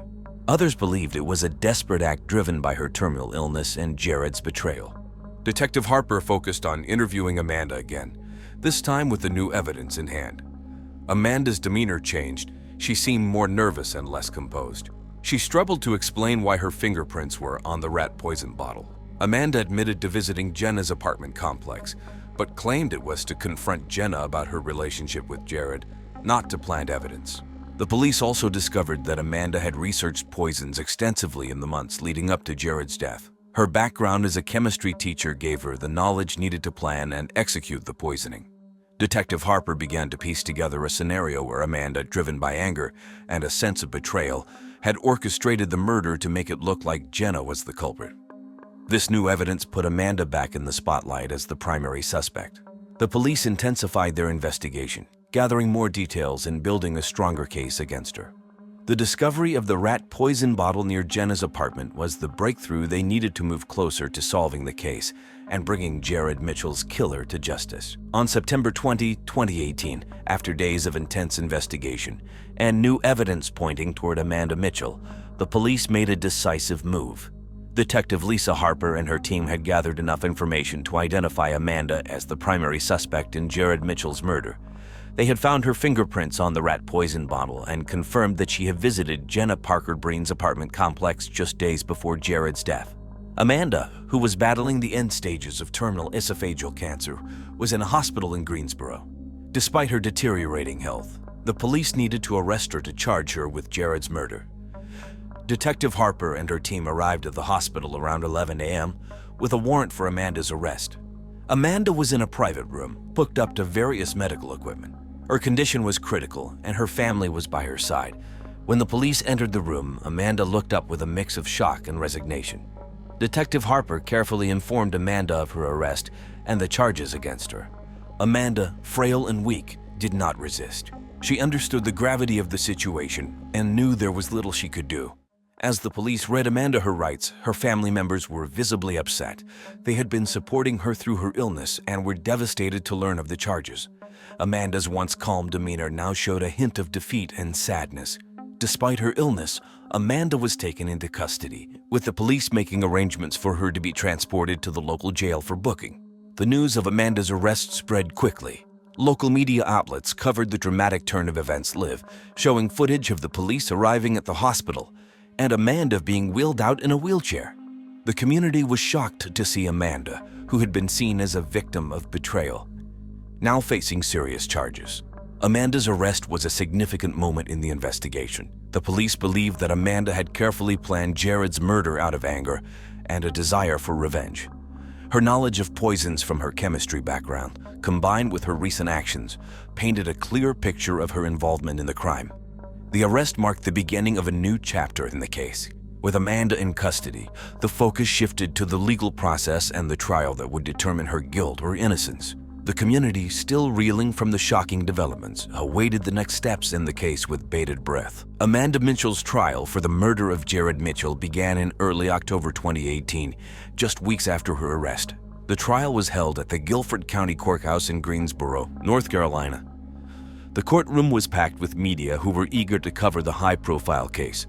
The prosecution, led by Assistant District Attorney Hannah Foster, argued that Amanda had meticulously planned Jared's murder out of anger and a desire for revenge. Foster presented evidence showing Amanda's fingerprints on the rat poison bottle and her visits to Jenna Parker Breen's apartment complex. She highlighted Amanda's knowledge of poisons from her time as a chemistry teacher and her motive rooted in betrayal and suffering. Foster's arguments painted a clear picture of Amanda as the mastermind behind the crime. Amanda's defense attorney, Robert King Clark, argued that Amanda's terminal illness had left her too weak to commit the murder. He suggested that someone else, possibly Jenna or Brian Hart, could have been responsible. King Clark claimed that Amanda's deteriorating health made it impossible for her to plan and execute such a crime. He tried to cast doubt on the evidence presented by the prosecution, but his arguments did little to sway the jury. The trial was emotional for everyone involved. Jared's family, including his children and close relatives, attended each day, visibly distressed by the proceedings. They had been waiting for justice for Jared and hoped for a verdict that would bring them some closure. Tragically, just 3 days before the verdict was to be announced, Amanda Mitchell passed away in the hospital from her terminal cancer. Her death was a somber end to a complicated and painful case. Despite her passing, the court decided to proceed with a posthumous verdict. The judge ruled that Amanda was guilty of Jared's murder based on the overwhelming evidence presented during the trial. The verdict was announced on October 12, 2018, and was covered extensively by local media. The community was divided in their reactions. Some felt that the posthumous conviction was a necessary step to ensure justice for Jared, while others felt conflicted about convicting someone who had already died. Amanda's death did not bring the closure that many had hoped for, but it marked the end of a tragic chapter for Jared's family. They could finally start to move on, knowing that the legal system had addressed the crime. The case left a lasting impact on the Greensboro community, highlighting the complex nature of justice and the human emotions involved in such a heart-wrenching story. After Amanda Mitchell's death and her posthumous conviction for the murder of Jared Mitchell, the lives of those involved continued to be affected by the case. Jenna Parker Breen, who had initially been a suspect in the case, saw her life turn back to a degree of normalcy after Amanda's arrest and conviction. The trial had left a mark on her reputation, with her followers and the public scrutinizing her every move. Jenna took a step back from her influencer career, focusing on rebuilding her life away from the public eye. She moved to a different city, seeking a fresh start and attempting to distance herself from the media attention that had followed the trial. Brian Hart, the third suspect in the case, was cleared of any wrongdoing once Amanda was convicted. However, the ordeal had taken a toll on him as well. His professional and personal life were affected by the intense scrutiny and the revelation of his involvement in spying on Amanda. He continued to work as a high school chemistry teacher but struggled with the damage to his reputation. The community's perception of him remained mixed, with some viewing him as a supportive friend and others questioning his motives.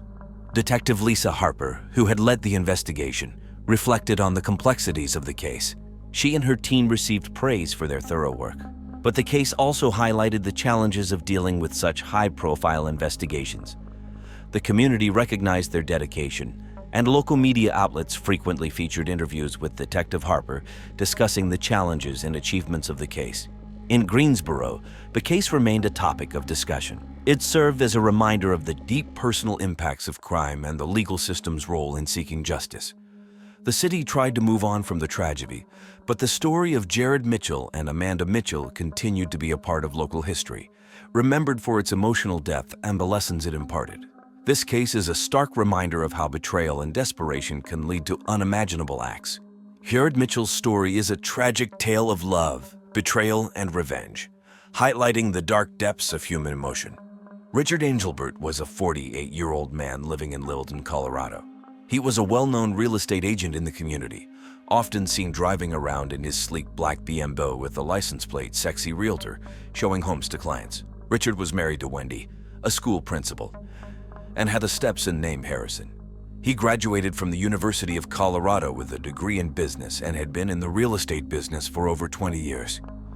People in Littleton trusted Richard because he always seemed friendly and reliable. Richard lived in a large 2-story house with a well-manicured lawn. His neighbors often saw him working in the yard, greeting them with a warm smile and a wave. He was involved in local events and charity fundraisers, often sponsoring local Little League teams and attending church on Sundays. Richard seemed to have the perfect life, with a beautiful home, a successful career, and a loving family. However, Richard had a secret life. For the past 2 years, he had been in a sexual relationship with his stepson, Harrison. Richard kept this relationship hidden from everyone, fearing it would ruin his reputation and career. In addition to this, he continued to meet other men for sex through his work, using the homes he showed as secret meeting places. These double lives created a lot of stress and tension for Richard. In the days before his death, Richard was busy with work, closing deals and meeting clients. He spent long hours at the office and often came home late. He was looking forward to a weekend getaway to the Bahamas with his wife Wendy, hoping to relax and forget about his troubles for a while. Richard was also planning to attend a 4th of July barbecue at a friend's house, where he expected to catch up with old friends and enjoy some time away from his hectic life. Richard's friends described him as charismatic and charming. He had a way of making people feel comfortable and important. Despite his friendly exterior, Richard was deeply troubled by his hidden life. He felt guilty about his affair with Harrison and the lies he told to keep it a secret. He was also worried about Wendy finding out, fearing it would destroy their marriage and his standing in the community.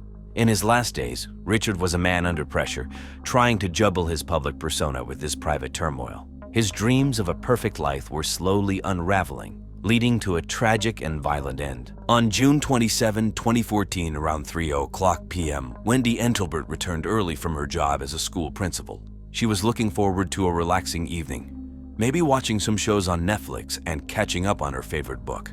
As she walked through the front door of their house on Bleak Street in Littleton, Colorado, everything seemed normal at first. She put her keys on the kitchen counter and called out for Richard, but there was no answer. Feeling a bit uneasy, Wendy decided to check the basement where Richard often spent time working on his real estate files or watching the History Channel. As she descended the stairs, she noticed that the basement door was slightly ajar, which was unusual. She called his name again, louder this time, but still no response. When she reached the bottom of the stairs, she was met with a scene of horror. Richard's lifeless body was sprawled on the floor, surrounded by signs of a violent struggle. There were bloodstains on the carpet and furniture, and Richard's face was bruised and battered. A men's luxury belt was wrapped tightly around his neck, clearly used to choke him to death. Wendy screamed in terror and rushed to her husband's side, shaking him and desperately trying to wake him up. But it was too late. In a state of shock and disbelief, Wendy grabbed her cell phone and dialed 911.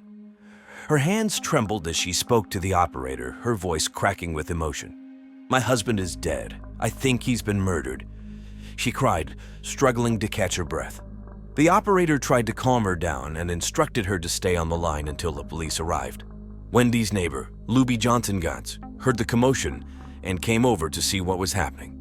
She found Wendy sitting on the front steps, sobbing uncontrollably. Luby stayed with Wendy, trying to comfort her while they waited for the police. The minutes felt like hours, and Wendy's mind raced with questions about who could have done this and why. When the police finally arrived, they quickly secured the scene and escorted Wendy and Luby away from the basement. Wendy was in a state of shock, barely able to comprehend what had just happened. She kept repeating, "Who would do this to Richard?" over and over again, her mind unable to process the brutal reality of her husband's death. The discovery of Richard's body sent shockwaves through the quiet community of Littleton. News of the murder spread quickly, with neighbors and friends gathering outside the Angelbert home, trying to make sense of the tragedy that had struck their seemingly perfect neighborhood. On June 27, 2014, at 3:15 p.m., the Littleton Police Department received a frantic 911 call from Wendy Angelbert. Officers arrived at the scene within minutes, led by Detective James Cabell, a seasoned investigator known for his meticulous approach.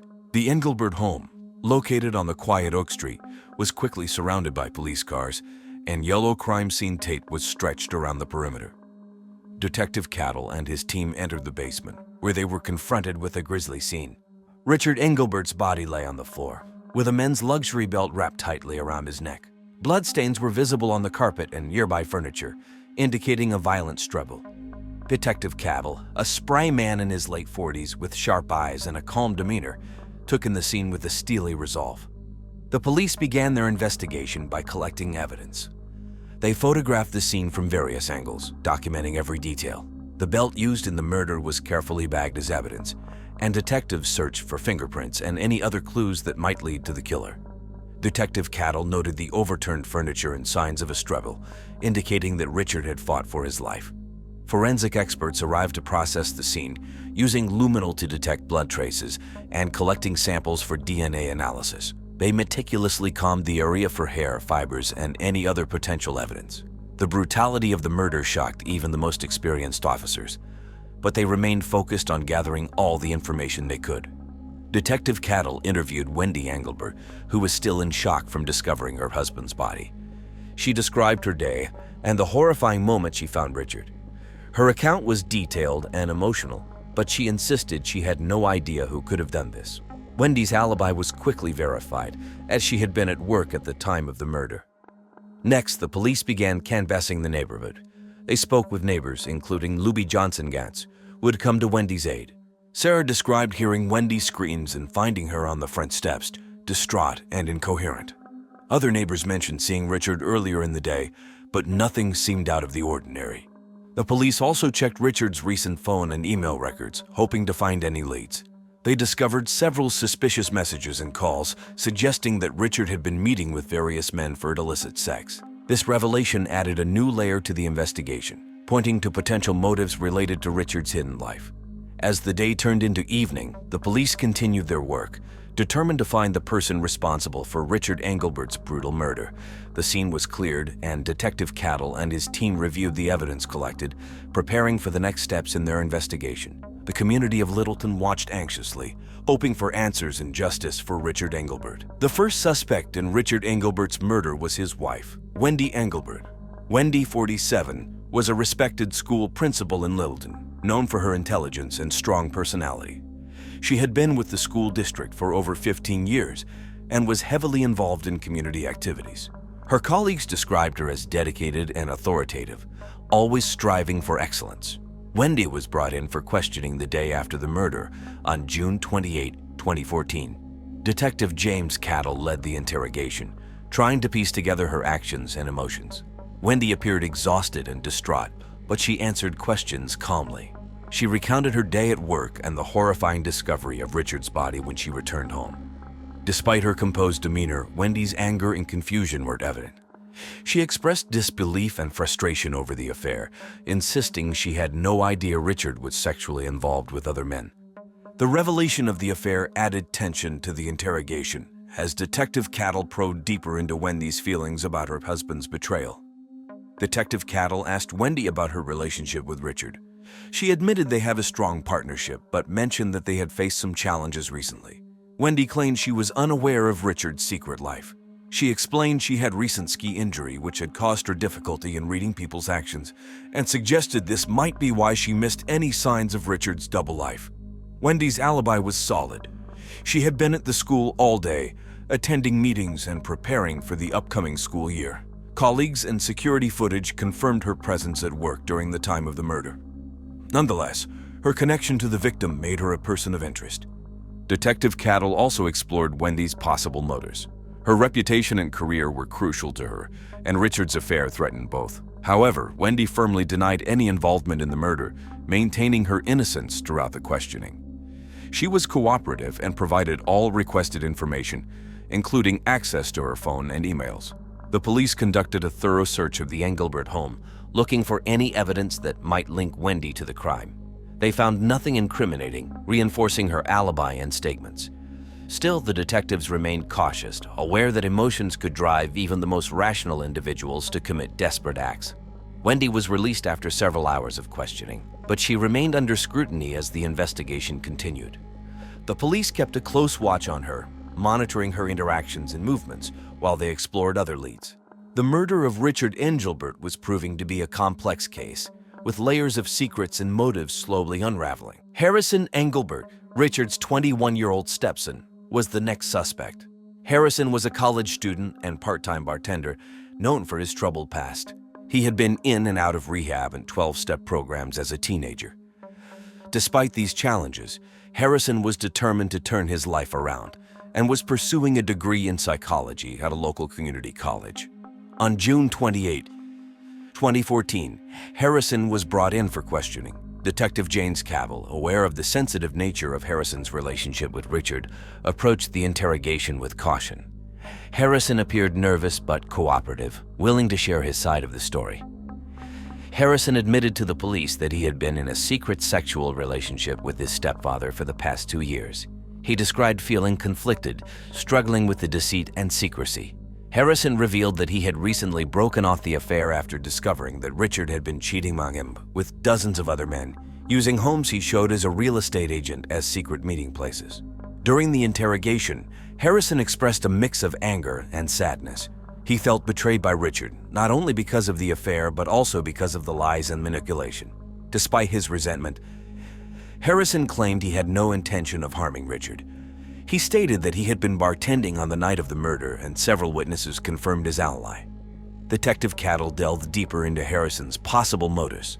The young man's history of emotional turmoil and substance abuse raised concerns, but his recent efforts to stay sober and focused on his studies painted a different picture. Harrison was open about his struggles and his desire to move forward, away from the toxic relationship with Richard.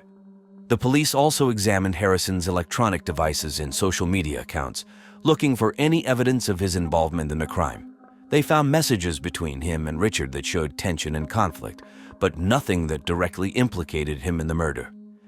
Harrison's DNA was found at the crime scene, but as he lived in the house, this was not unexpected. Harrison's cooperation and consistent alibi made it difficult for the police to pin the crime on him. He was released after several hours of questioning, but he remained a key figure in the investigation. The police continued to monitor his activities and interactions, searching for any inconsistencies or new evidence that might shed light on his involvement. The complex dynamics between Richard and Harrison added a layer of complexity to the case, leaving Detective Cattle and his team with more questions than answers. As they continued to dig deeper, they hoped to uncover the truth behind Richard Angelbert's brutal murder. Alexa Hernandez, 30, was the third suspect in the investigation. Alexa had a history with Richard Angelbert that made her a person of interest. She had once caught Richard having sex with her husband in the bathroom of a house they were touring together, which led to the end of her marriage. Known for her fiery temper, Alexa had several confrontations with Richard since the incident. On June 29, 2014, Detective James Cattle brought Alexa in for questioning. Alexa was a waitress at a popular local diner and had a reputation for being outspoken and strong-willed. She walked into the interrogation room with a defiant expression, ready to defend herself. Detective Cattle started by asking Alexa about her relationship with Richard. She admitted that she despised him for ruining her marriage and causing her immense emotional pain. Alexa described the day she discovered her husband and Richard together as the worst day of her life. She had confronted Richard several times after that, demanding answers and an apology, but he had always brushed her off. When asked about her whereabouts on the day of the murder, Alexa said she had been working a double shift at a diner called Denny's. She provided the names of her coworkers who could verify her alibi. Detective Cattle called the diner and spoke with Alexa's manager, who confirmed that Alexa had been at work all day. Multiple coworkers also confirmed seeing her during her shifts. Despite her solid alibi, Detective Cattle explored Alexa's possible motives further. Her intense anger toward Richard was evident, but she insisted she had moved on and was focusing on rebuilding her life. Alexa shared that she was taking night classes at a local community college, hoping to become a social worker and help others who had gone through similar struggles. The police searched Alexa's home and car, looking for any evidence that might link her to the crime. They found nothing suspicious or incriminating. Alexa's phone records and social media activity showed no contact with Richard in the weeks leading up to the murder.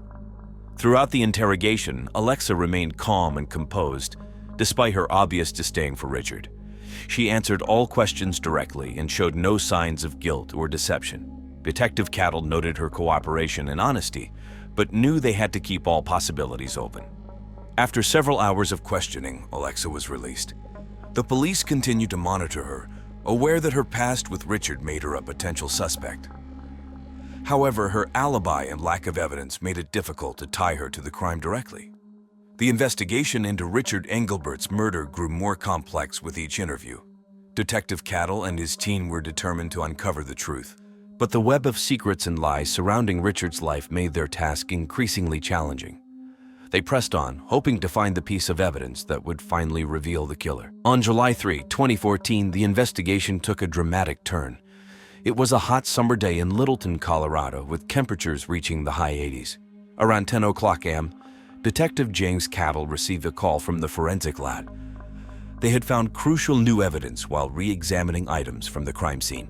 Among Richard Angelbert's belongings was a small hidden camera disguised as a smoke detector installed in the basement. Detective Cattle and his team immediately retrieved the footage. The camera had recorded the basement's activities for the past few weeks, capturing Richard's secret meetings and interactions. As they reviewed the footage, they discovered a recording from the day of the murder. The video showed a heated argument between Richard and his stepson, Harrison Angelbert. The argument quickly escalated into a physical struggle. In the video, Harrison grabbed the luxury belt from a nearby chair and used it to choke Richard in a fit of rage. The footage captured the entire incident, providing undeniable evidence of Harrison's involvement in the murder. The teen was shocked by the brutality and clear motive behind the act: anger and betrayal. With this new evidence, Detective Cattle contacted Harrison and asked him to come in for further questioning. Harrison arrived at the station, unaware of the video evidence against him. During the interrogation, Cattle confronted him with the footage. Harrison's demeanor changed instantly. His initial calmness turned to panic and desperation. Realizing he had been caught, Harrison broke down and confessed. He explained that he felt trapped in the relationship with Richard, manipulated by both his stepfather and his mother, Wendy. The constant deceit and Richard's infidelity had pushed him to his breaking point.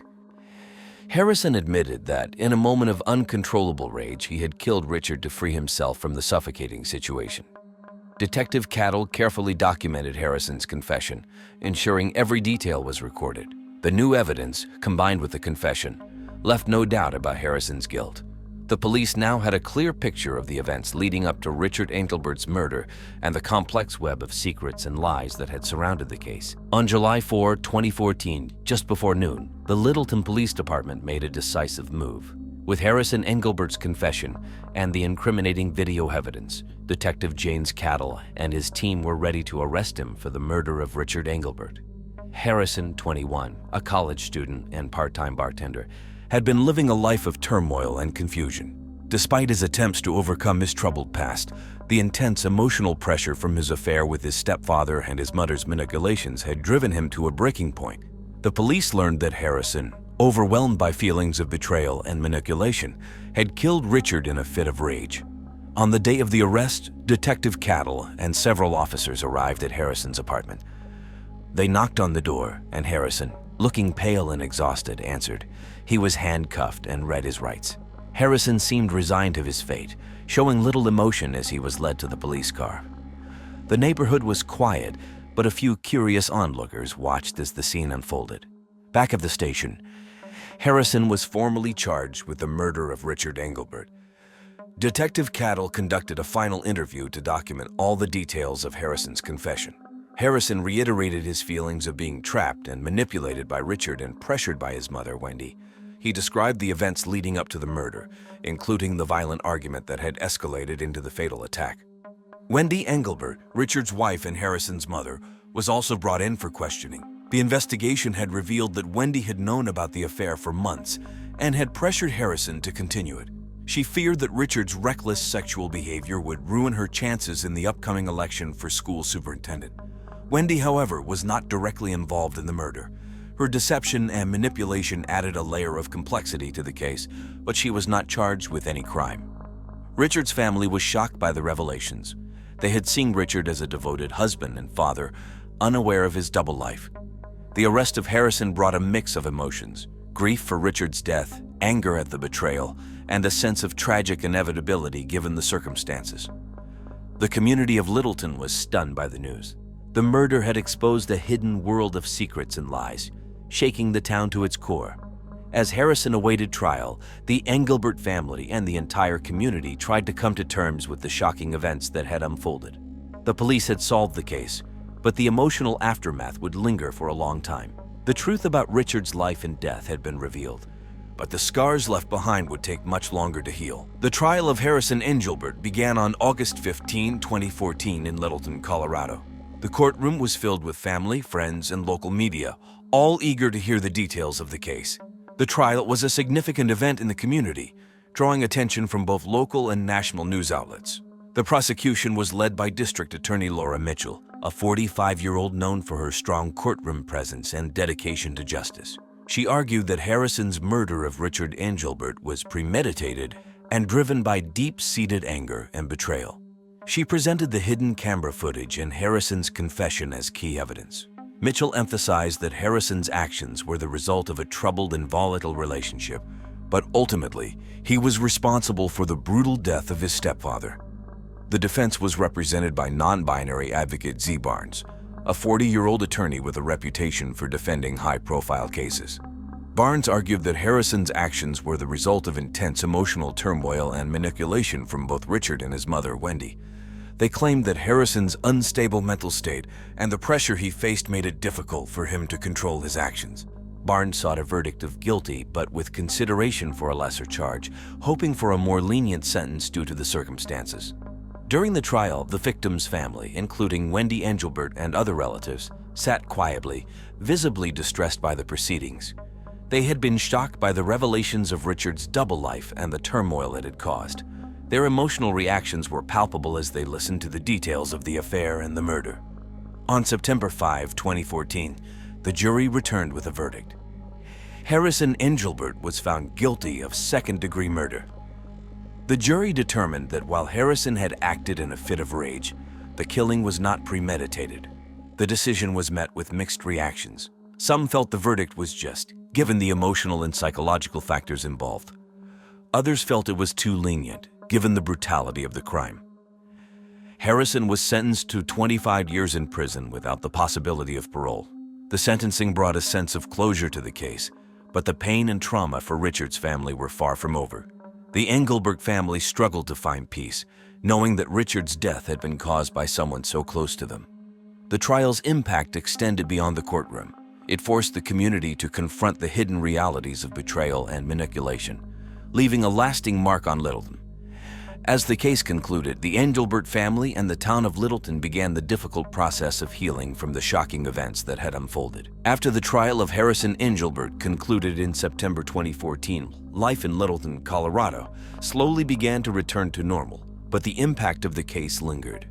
The community, deeply shaken by the brutal murder of Richard Angelbert and the subsequent revelations, faced a long process of healing and adjustment. Harrison Angelbert, now serving a 25-year prison sentence, remained in the Colorado Department of Corrections. His life behind bars was marked by the same struggles he faced outside, dealing with his own emotions and the consequences of his actions. In prison, Harrison was reportedly quiet and withdrawn, focusing on completing his education through available programs. He used the time to reflect on his past decisions and seek counseling for his emotional issues. Wendy Angelbert, Richard's wife, had her own challenges to face. The trial had exposed her knowledge of Richard's affair and her manipulative actions, which had a significant impact on her personal and professional life. The scandal affected her candidacy for school superintendent, a position she had been campaigning for diligently. Despite her previous efforts to present a perfect image, the revelations led to her withdrawal from the race. Wendy tried to rebuild her life away from the public eye, seeking therapy to cope with the emotional fallout and to address the impact of the scandal on her reputation. In the months following the trial, Littleton began to move forward, though the scars of the case remained. The community held memorials and support events to honor Richard Angelbert's memory and to support those affected by the crime. The Angelbert family's tragedy served as a sobering reminder of the hidden struggles that can lie behind closed doors. As life resumed its normal pace, the case remained a poignant chapter in Littleton's history, a reminder of the deep impact of betrayal and violence on individuals and communities alike. The story of Richard Angelbert's murder is a tragic reminder of the complexities and hidden secrets that can lurk beneath the surface of seemingly perfect lives. It's a tale of manipulation, deceit, and the devastating consequences of living a double life. Today, we're exploring a chilling tale from America's largest retirement community, where a young woman's life would be cut tragically short by her sugar daddy's twisted obsession. Emily Harrington was a 22-year-old elementary school teacher in Sumter County, Florida, where she taught at a small school. Emily was a kind and caring person, always going the extra mile for her students. Her classroom was filled with bright posters and educational toys, and she often stayed late, grading papers and preparing lessons. She was passionate about helping kids learn and wanted to make a difference in their lives. Despite her dedication, Emily struggled with the extraordinarily low salary of just $19,000 a year. It was tough to live on that income, especially with the rising cost of living. Rent, groceries, and even gas prices were high, and Emily found it hard to make ends meet. She dreamed of doing more for her students and herself, but the financial stress was overwhelming. To supplement her income, Emily turned to a sugar daddy arrangement. She sought out older, wealthy men who would provide her with financial support in exchange for companionship. This led her to the Villages, America's largest retirement community and a haven of sexual free expression, where she met Hal Davenport, a 68-year-old retired businessman. Hal was generous, often buying Emily expensive gifts and taking her out to nice restaurants. Emily saw this as a way to support herself while still pursuing her passion for teaching. Emily had a close relationship with her father, Robert Harrington, especially after her mother passed away. Robert was proud of his daughter and her accomplishments, but he worried about her living situation and the pressures she faced. He knew she was struggling but didn't know the full extent of it. Emily didn't share her sugar daddy arrangement with him, keeping it a secret to avoid upsetting him. In March 2022, Emily was focused on her work and future. She was preparing for the next school year and planning to attend a conference in Orlando to learn more about engaging her students in science. Emily dreamed of becoming a well-known educator, inspiring other teachers and students.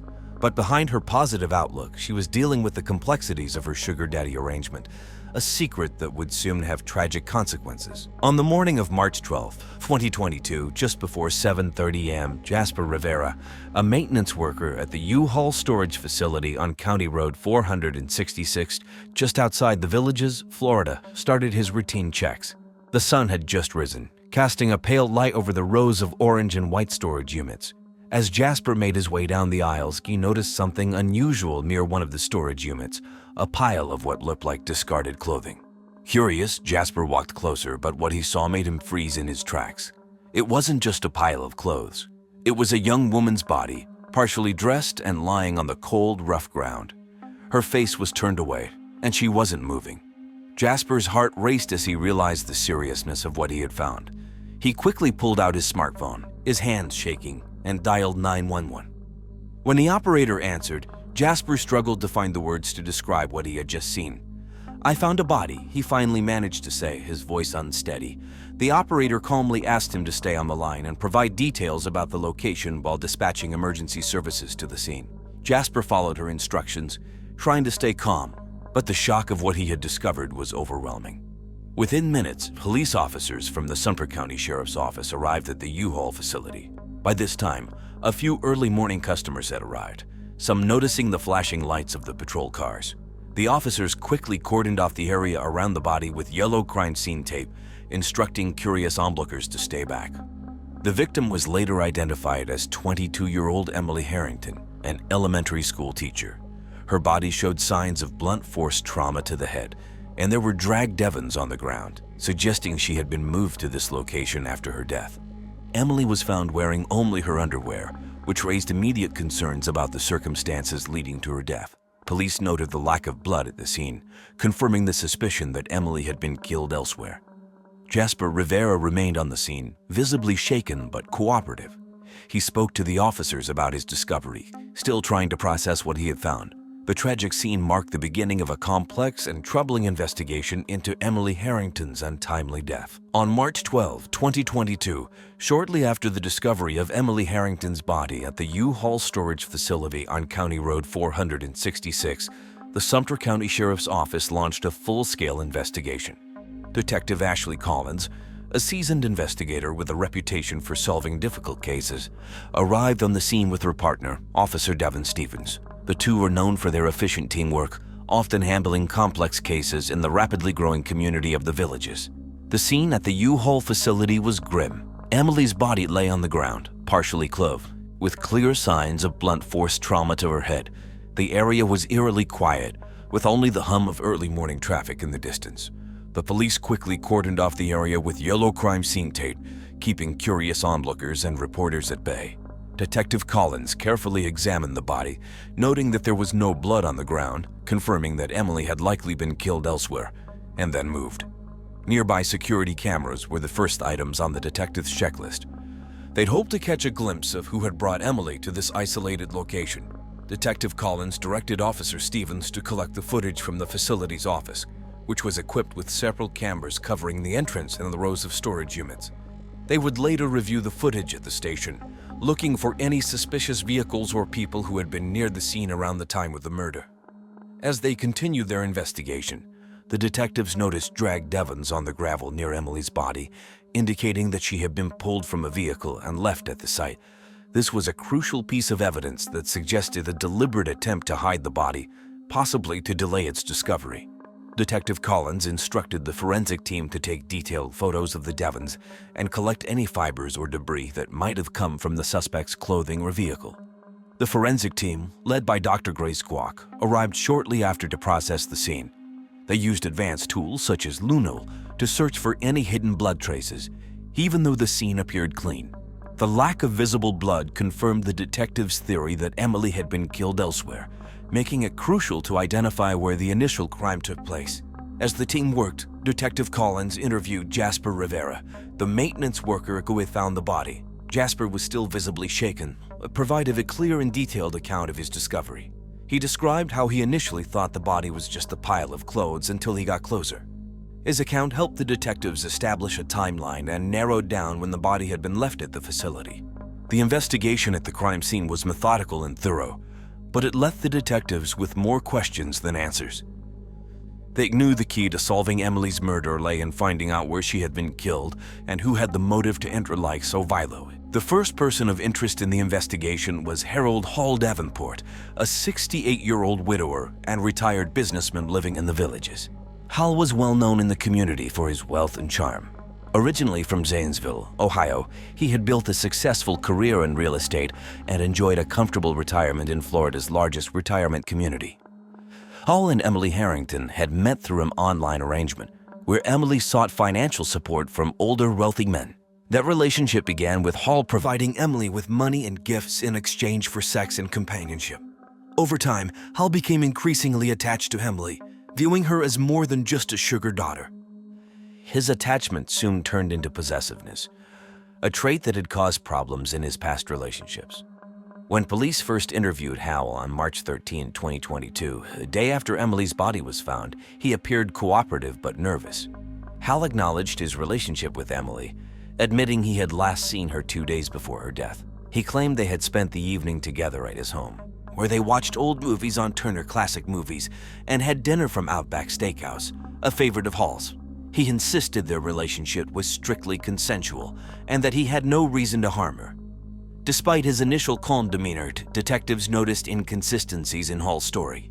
When asked about his whereabouts on the night of Emily's death, Hal hesitated, stumbling over his words.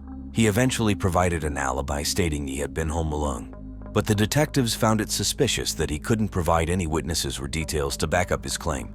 His nervousness grew as the questioning continued, and he began to show signs of agitation, raising his voice when pressed about the nature of his relationship with Emily. The detectives also learned that Hal had a history of controlling behavior. His past relationships had ended badly, often due to his possessiveness. Police also discovered how his wife in Ohio supposedly committed suicide by driving her car into a lake just days after asking for a divorce. This information painted a picture of a man who could potentially act out of jealousy or fear of losing control. As the investigation progressed, Hal's name remained at the top of the suspect list. The police focused on gathering evidence that could either confirm or disprove his involvement in Emily's death. They obtained a warrant to search Hal's home, looking for any signs that he might have been involved in the crime. A search for traces of blood, any of Emily's belongings, or anything that might link Hal to the murder. Hal Davenport's initial calm demeanor began to crack under the pressure of the investigation. But the detectives knew they needed more than just suspicion to build a solid case against him. The second person of interest in the investigation was Mike Andrews, a 21-year-old part-time server at Applebee's and a community college student in nearby Leesburg. Mike had been dating Emily Harrington for about a year, and although their relationship had its ups and downs, they were generally seen as a happy couple. Mike was outgoing, ambitious, and well-liked by his peers, often dreaming of transferring to a 4-year university to study business. Despite his youthful energy, Mike was also deeply protective of Emily, though he had no idea about her involvement with Hal Davenport, her sugar daddy. On March 14, 2022, 2 days after Emily's body was discovered, the police brought Mike in for questioning. When the detectives asked him about his relationship with Emily, Mike described her as caring, smart, and always supportive of his goals. He said they had been planning a weekend getaway to Orlando, where they hoped to visit Universal Studios. He seemed genuinely shocked when he learned of Emily's death, his voice trembling as he asked the detectives how something so terrible could have happened. However, when detectives asked Mike about Emily's recent behavior, he mentioned something that raised their suspicions. A few weeks before her death, Mike had tested positive for an STD, which he believed he had contracted from Emily. This revelation had caused tension between them, and although they had talked about it, Mike admitted that he was hurt and confused. He had confronted Emily, but she had reassured him that it was likely a misunderstanding, and they had tried to move past it. During the interrogation, Mike's emotions fluctuated between sadness and anger. He was clearly grieving the loss of Emily, but became defensive when the detectives asked if he had any idea about her financial struggles or other relationships. Mike insisted that he knew nothing about Emily's sugar daddy arrangement with Hal Davenport and stated that if he had known, he would have broken up with her. The detectives noted his frustration, but there was no clear evidence linking him to the murder. Mike also provided an alibi for the night of Emily's death, stating that he had been working a late shift at Applebee's, followed by a study session at home. The detectives verified his work schedule, confirming that he had indeed clocked out at 11 p.m. His alibi was further supported by a neighbor who saw him arrive home shortly after midnight. Although Mike had a possible motive due to the tension over the STD, his alibi and emotional response made it difficult for the detectives to pin him as the murderer.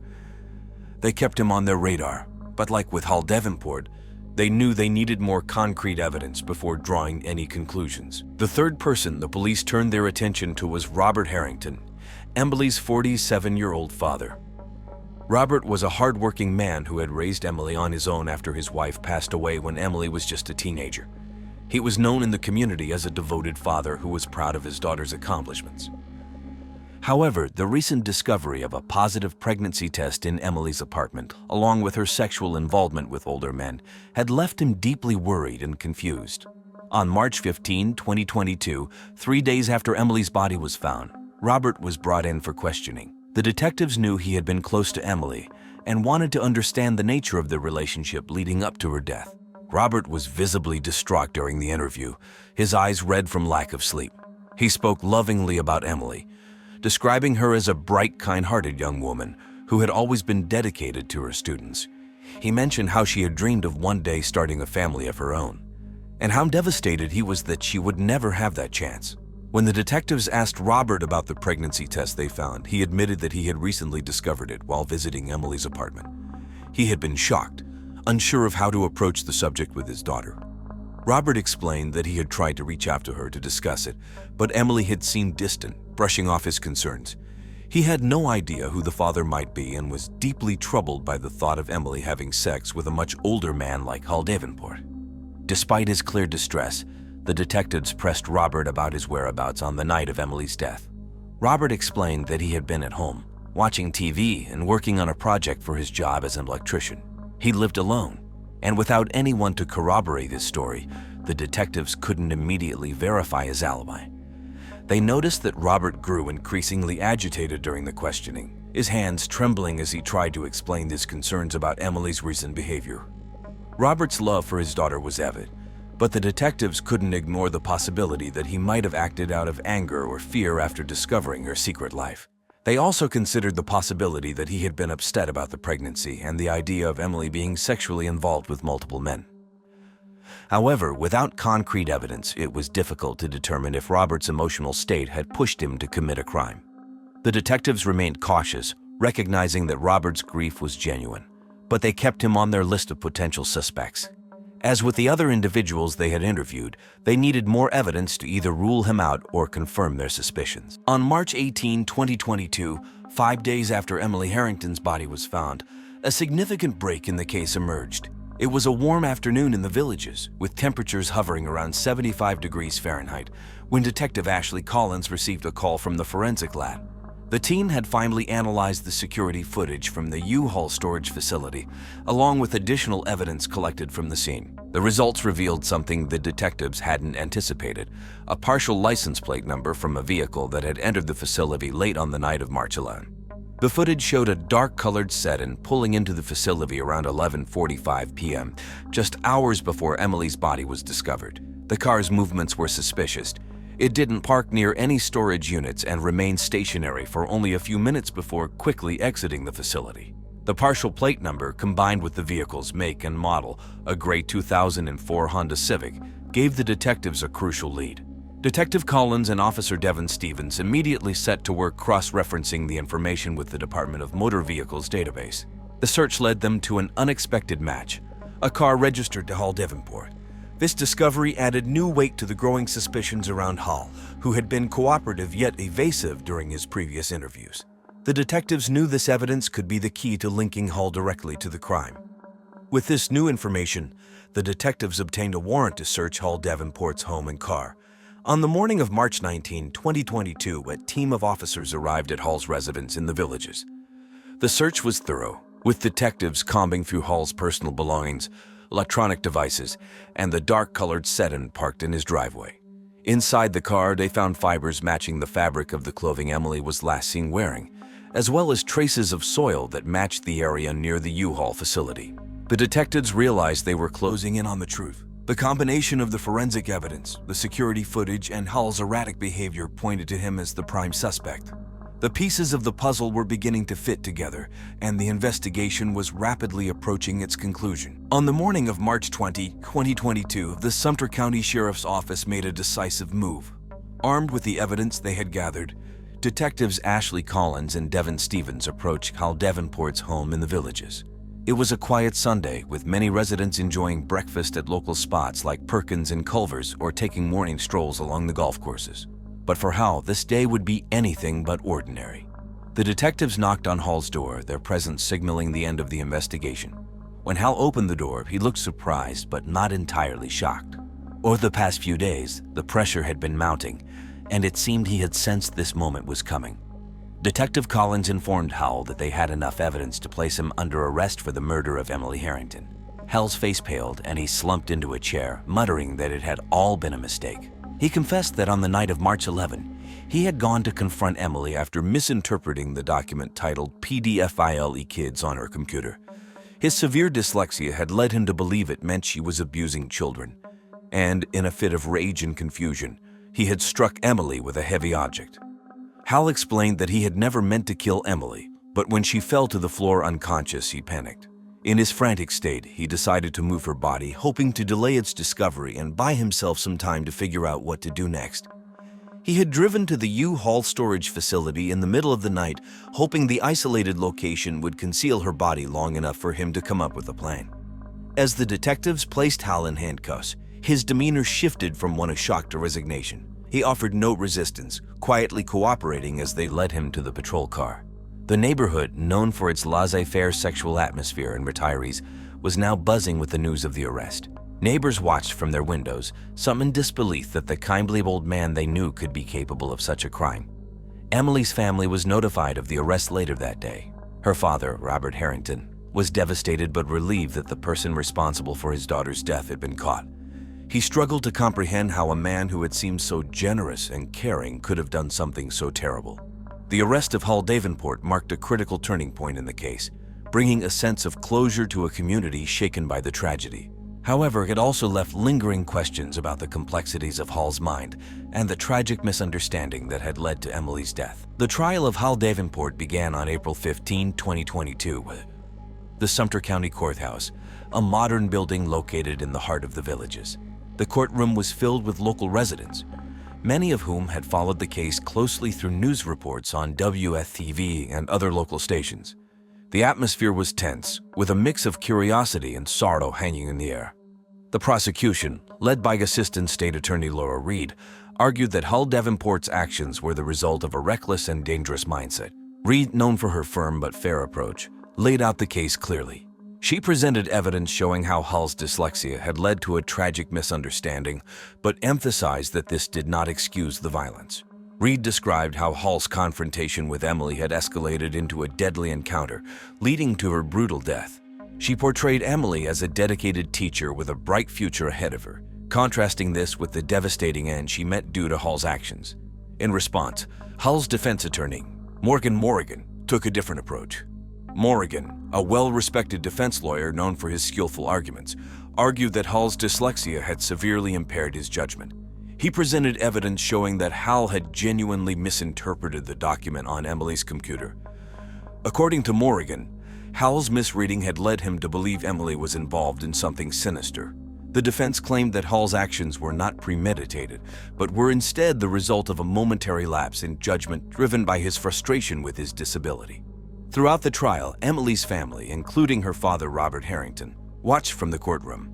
They were visibly emotional, often seen holding hands or wiping away tears as the details of Emily's final moments were discussed. Their pain was palpable as they listened to the arguments being presented.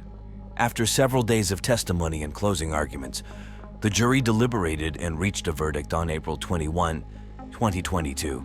They found Hal Davenport guilty of manslaughter. The jury concluded that while Hal had not intended to kill Emily, his reckless actions had directly led to her death. This verdict was seen as a compromise between acknowledging Hal's severe misjudgment and recognizing the lack of premeditation. On April 28, 2022, Hal was sentenced to 36 months in prison. The sentencing drew mixed reactions. Some felt the sentence was too lenient given the grisly nature of the crime, while others believed it was appropriate given Hal's age and his severe dyslexia. Emily's family was disappointed with the outcome, but found some solace in the fact that justice had been served, even if it was not as harsh as they had hoped. The trial's conclusion marked the somber end to a tragic chapter for Emily's loved ones and the community of the Villages. After Hal Davenport was sentenced in April 2022, life slowly began to return to normal in the Villages, Florida. Emily's family faced a long and difficult road to healing.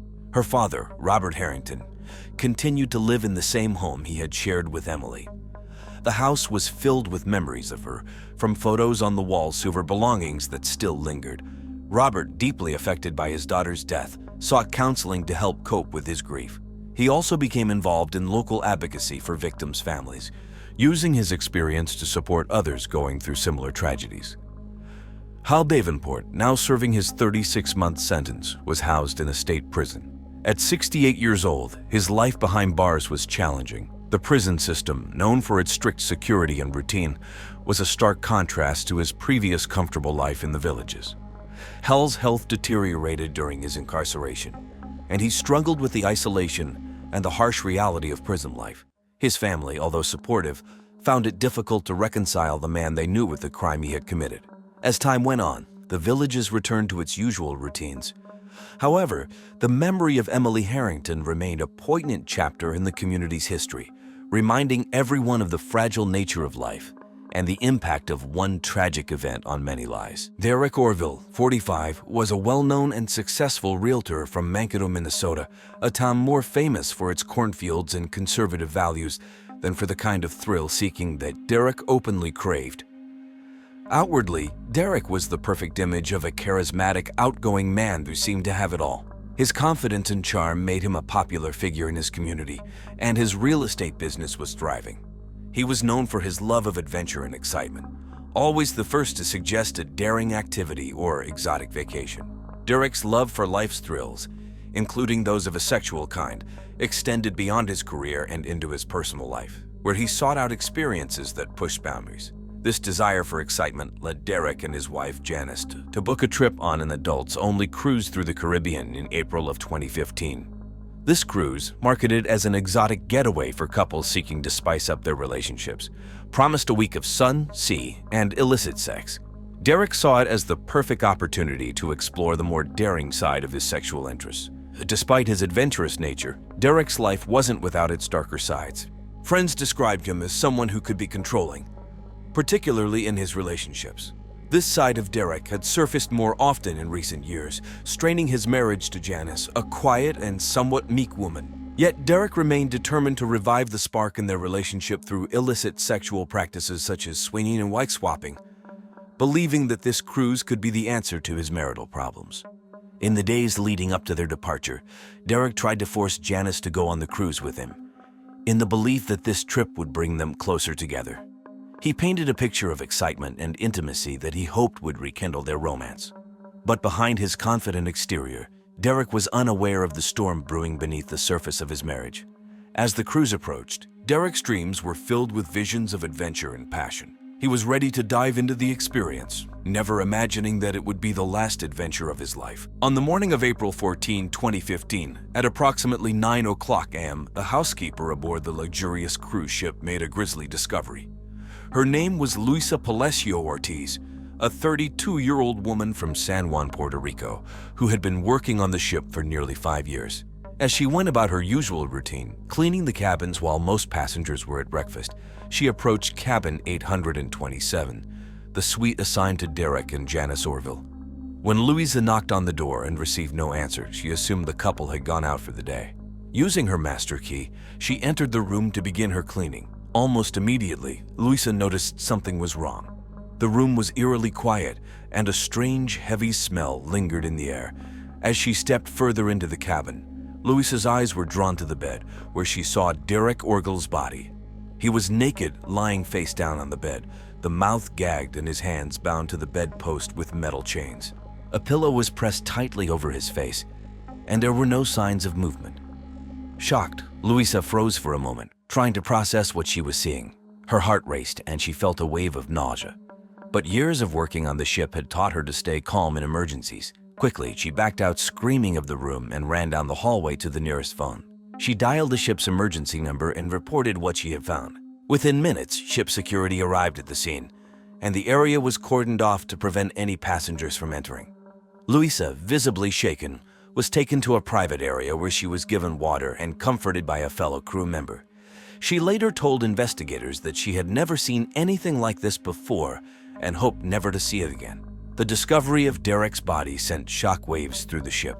Spicy gossip spread quickly among the passengers, who had been enjoying a sunny day at sea, completely unaware of the dark turn the cruise had taken. Many gathered in small groups, whispering about what had happened, as the ship's crew and authorities prepared to handle the unfolding tragedy. Within an hour of the discovery, the ship's captain, Mark Reynolds, had alerted the local authorities at the nearest port, St. Thomas in the U.S. Virgin Islands. By 10:30 a.m. on April 14, 2015, a team of detectives from the Virgin Islands Police Department, led by Detective Samuel Torres, boarded the cruise ship. Torres, a seasoned investigator known for his sharp instincts and methodical approach, was accompanied by a forensic specialist and her assistant. The team moved quickly to secure the crime scene, taking every precaution to ensure that no evidence was contaminated.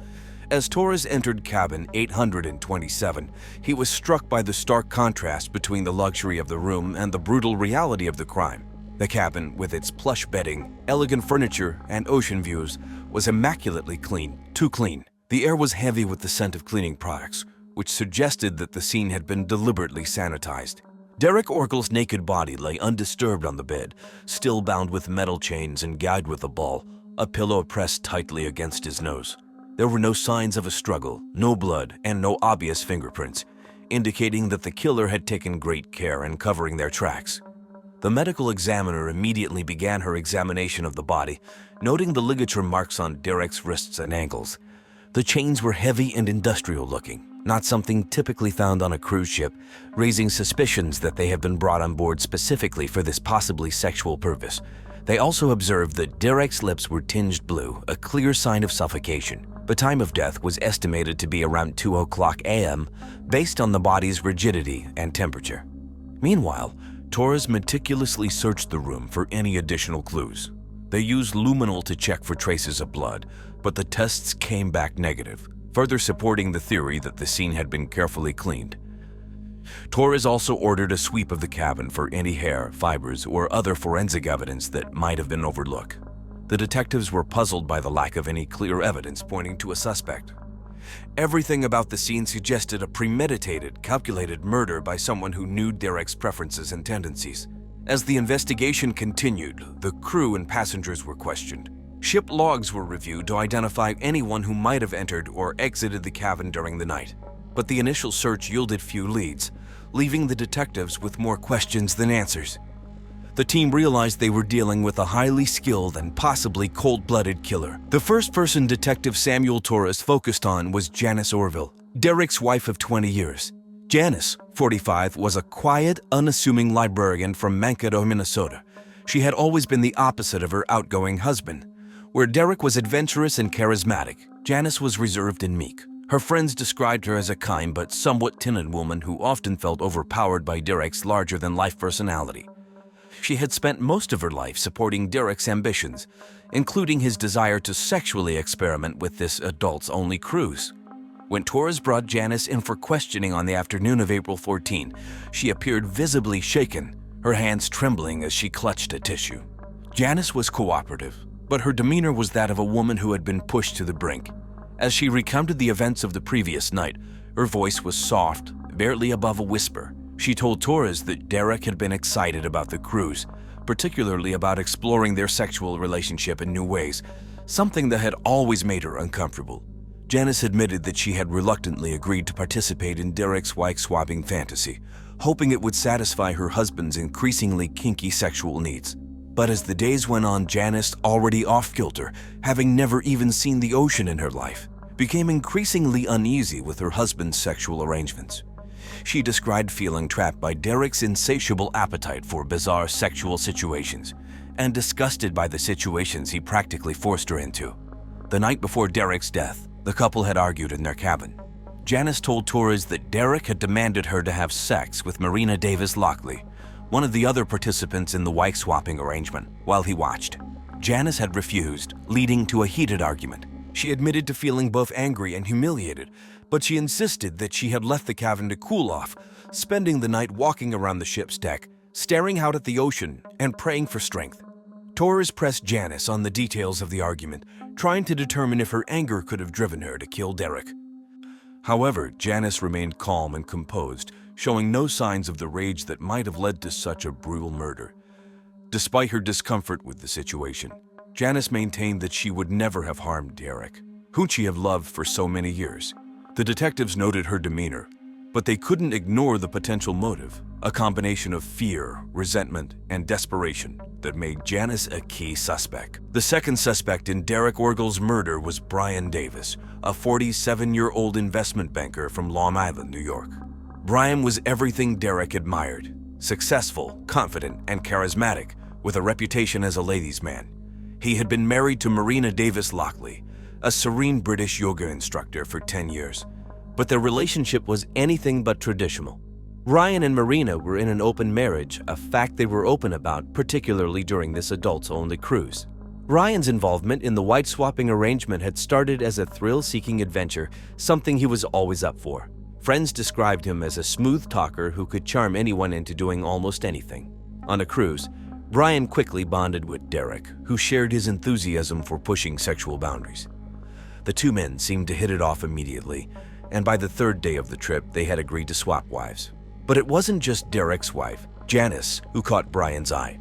Ryan also became attracted to Derek himself, enjoying the power dynamics that Derek liked to impose, and the two regularly heading to the nearest bathroom to have sex with each other.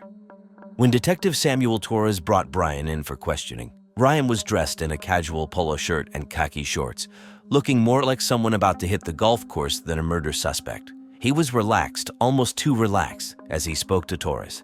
Brian admitted that he and Derek had become close and had even become sexual partners. However, he denied any involvement in Derek's death. Brian claimed that the last time he saw Derek was the night before, during a tense encounter where Derek had demanded that Brian and Marina engage in a sexual act with Janice while he watched. Brian, who said he, quote, hates conflict, said the situation had become uncomfortable, and he had left the cabin with Marina, returning to their own room for the night. Torres noticed that Brian's calm demeanor never wavered, even when the questioning became more intense. Brian spoke confidently, his answers quick and to the point. He acknowledged that the wife-swapping experience with Janice and Derek had not been what he expected, admitting that the tension between the couples had escalated as the week went on. However, he insisted that while the situation had grown awkward, he had no reason to kill Derek. Brian's alibi, spending the night with Marina in the cabin, was supported by key card records, but Torres couldn't shake the feeling that Brian was hiding something. The motive was clear: jealousy, desire, and a hunger for control. Ryan's interest in both Derek and Janice, coupled with the possibility of a love triangle turning deadly, made him a prime suspect. But without solid evidence, Torres knew he needed more to connect Brian directly to the murder. The investigation took a significant turn on April 16, 2015, 2 days after Derek Orville's body was discovered. The morning was overcast, with a light drizzle making the deck of the cruise ship slick. Detective Samuel Torres was growing frustrated. Despite the interrogations and a meticulous search of Derek's cabin, the team still hadn't uncovered any decisive evidence pointing to the killer. The crime scene was clean, and the few witnesses were either too intoxicated or too focused on their own affairs to provide useful information. But that morning, new evidence emerged that changed the direction of the investigation. A maintenance worker named Kaloy Mendez, who had been cleaning the ship's storage rooms, found a small, nondescript digital camera tucked away behind some cleaning supplies. The camera looked out of place, and its memory card was missing. Kaloy, who had heard about the murder on the ship, immediately turned it over to the ship's security team. They, in turn, passed it on to Torres and his team. The camera was a simple, handheld model, the kind anyone might carry on vacation. It was slightly scuffed, suggesting it had been hastily discarded. Torres hoped the camera might contain some useful information, so he sent it to the forensic lab on board the ship for analysis. Within a few hours, the technicians had managed to recover several deleted files from the camera's internal memory. What they found was shocking. The recovered footage showed several sexual encounters between the two couples involved in the wife-swapping arrangement, Derek and Janice Orville, and Brian and Marina Davis. The videos, recorded without Janice's knowledge, revealed the increasing tension and discomfort she felt, particularly during the final night of Derek's life. One of the most disturbing clips showed a heated argument between Derek and Janice in their cabin. Derek, visibly angry, was pressuring Janice to participate in a sexual act with Marina while they watched. Janice was seen crying, pleading with Derek to stop, but he refused. The video cut off abruptly, but it was clear that Janice had been pushed to her emotional limit. This new evidence provided a much clearer picture of what might have happened that night. It also gave Torres a better understanding of Janice's state of mind in the hours leading up to the murder. The footage, combined with her earlier testimony, suggested that Janice's fear and desperation had reached a boiling point, possibly leading to Derek's death. Torres now had the motive he needed, but he still needed to confirm if Janice had actually committed the murder. The third suspect in the investigation was Marina Davis Lockley, a 39-year-old yoga instructor from Stoke-on-Trent, England. Marina was known for her calm demeanor and spiritual outlook on life. She had met her husband, Ryan Davis, 10 years earlier while teaching a yoga class in New York City. Despite their different backgrounds, Marina being quiet and introspective, Brian being outgoing and ambitious, the couple seemed to complement each other. Their open marriage, however, was a source of curiosity and sometimes judgment from those who knew them. Marina had initially been reluctant about the wife-swapping arrangement that Brian and Derek had proposed. She wasn't as adventurous as her husband and felt uncomfortable with the idea, but she agreed to it in an effort to keep their marriage strong. As the cruise progressed, Marina found herself increasingly uneasy with the sexual dynamics between the two couples. Derek's dominant behavior, particularly his insistence on controlling the situation, clashed with Marina's desire for peace and balance. She began to distance herself from their wanton sexual activities, often retreating to the ship's yoga classes or spending time alone on the deck, staring out at the endless Caribbean Sea. Detective Samuel Torres brought Marina in for questioning after the disturbing footage from her camera was found. The videos, however, clearly showed Marina's discomfort during the sexual encounters, and Torres wanted to understand her state of mind. Marina appeared calm, but there was an undercurrent of tension in her eyes. Torres began by asking Marina about her relationship with Derek and Janice. Marina admitted that she felt sympathy for Janice, who seemed overwhelmed by Derek's controlling nature.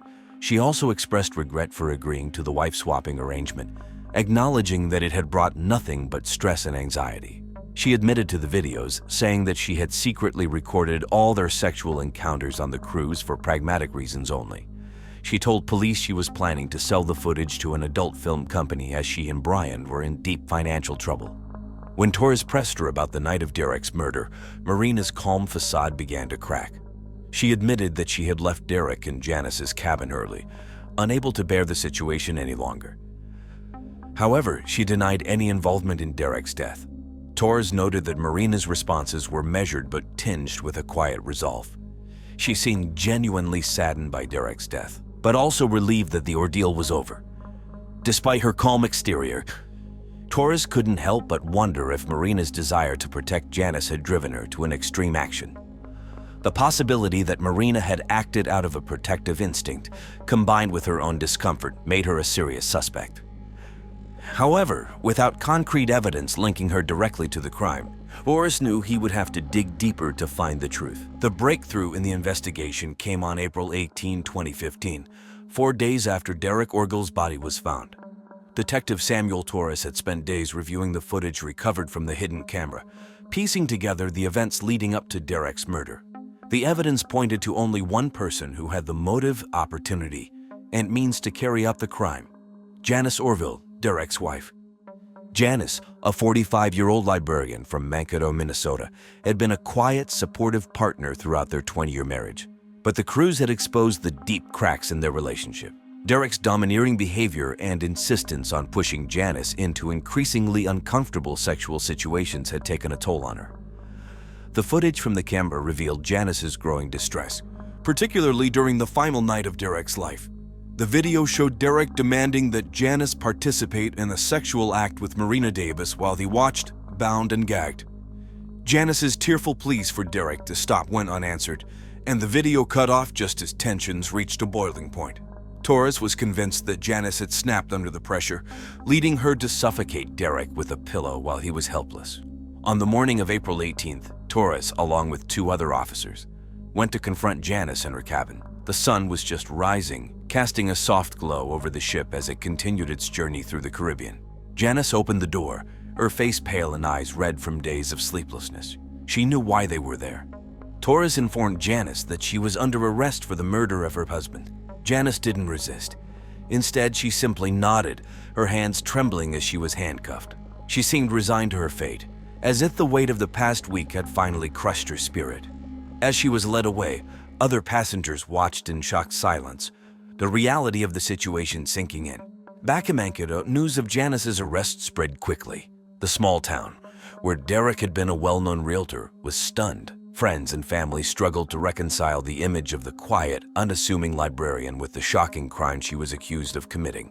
Derek's parents were devastated. They had always seen Janice as the perfect wife for their son, and now they were grappling with the horror that she had taken his life. The arrest marked the beginning of a long legal process, but for Torres, it was the culmination of a tense and emotionally charged investigation. He had seen the toll the situation had taken on everyone involved. And while Janice's arrest brought some closure, it also left many questions about the true nature of the relationship between Derek and Janice, and how it had all gone so terribly wrong. Janice Orville's trial began on October 12, 2015, in Miami-Dade County Court. The courtroom was packed with reporters, curious onlookers, and the families of both Derek and Janice, all eager to see justice served. The prosecution, led by Assistant District Attorney Maria Paulina Sanchez, 38, was determined to paint Janice as a cold-blooded killer. Sanchez, known for her no-nonsense approach and sharp cross-examinations, argued that Janice had meticulously planned Derek's murder as a way to escape their failing marriage. She presented the hidden camera footage as key evidence, highlighting Janice's growing distress and the final confrontation on the night of the murder. Sanchez asserted that Janice had deliberately suffocated Derek, using the pillow as the murder weapon, in a premeditated act of violence. The defense, led by Public Defender Ellen Goldstein, 52, painted a very different picture. Goldstein, a seasoned attorney known for his empathetic style, argued that Janice had acted in self-defense after years of psychological abuse. He described Derek as a controlling and manipulative husband who had forced Janice into humiliating situations. Goldstein claimed that Janice's actions were the result of a mental breakdown brought on by the extreme stress of the cruise and Derek's relentless pressure. Throughout the trial, Janice remained stoic, her eyes often downcast as she listened to the testimony. The Orville family sat in the front row, their grief palpable. Derek's mother, Linda Orville, broke down in tears several times, unable to comprehend how the woman she once considered a daughter could have killed her son. After 2 weeks of testimony, the jury deliberated for just 6 hours before returning with a verdict. On October 27, 2015, Janice Orville was found guilty of second-degree murder. The judge sentenced her to 50 years in prison without the possibility of parole.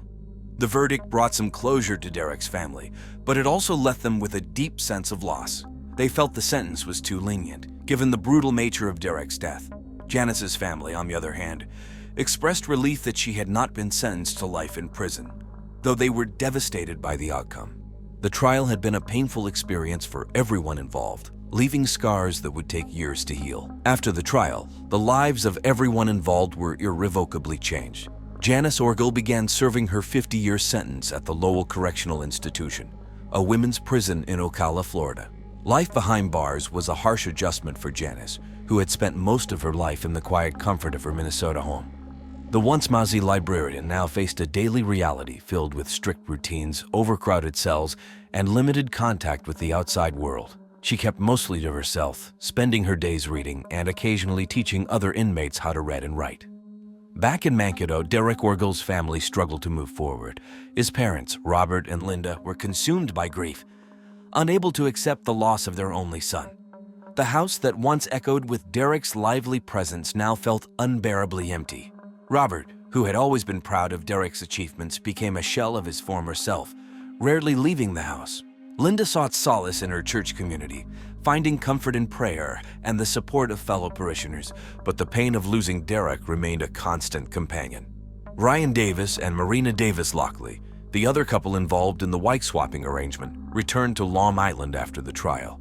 The scandal had destroyed their reputation and left their marriage in tatters. Brian, once a successful investment banker, lost his job after the company learned about the trial and the secret recordings he had made. Marina, who had been a respected yoga instructor, found it impossible to continue teaching, as her clients abandoned her in the wake of the scandal. The couple eventually divorced, each trying to rebuild their lives separately. For the community of McMurdo, the case served as a harsh reminder of how quickly life can change. The trial and its aftermath were the talk of the town for months, as people struggled to reconcile the Janice they knew with the woman convicted of such a horrific crime. Kyle Ellerby was an 18-year-old high school senior from Carbondale, Illinois, known for his bright future both on and off the football field. As the star quarterback of Carbondale Community High School's football team, Kyle was admired by his classmates and respected by his coaches.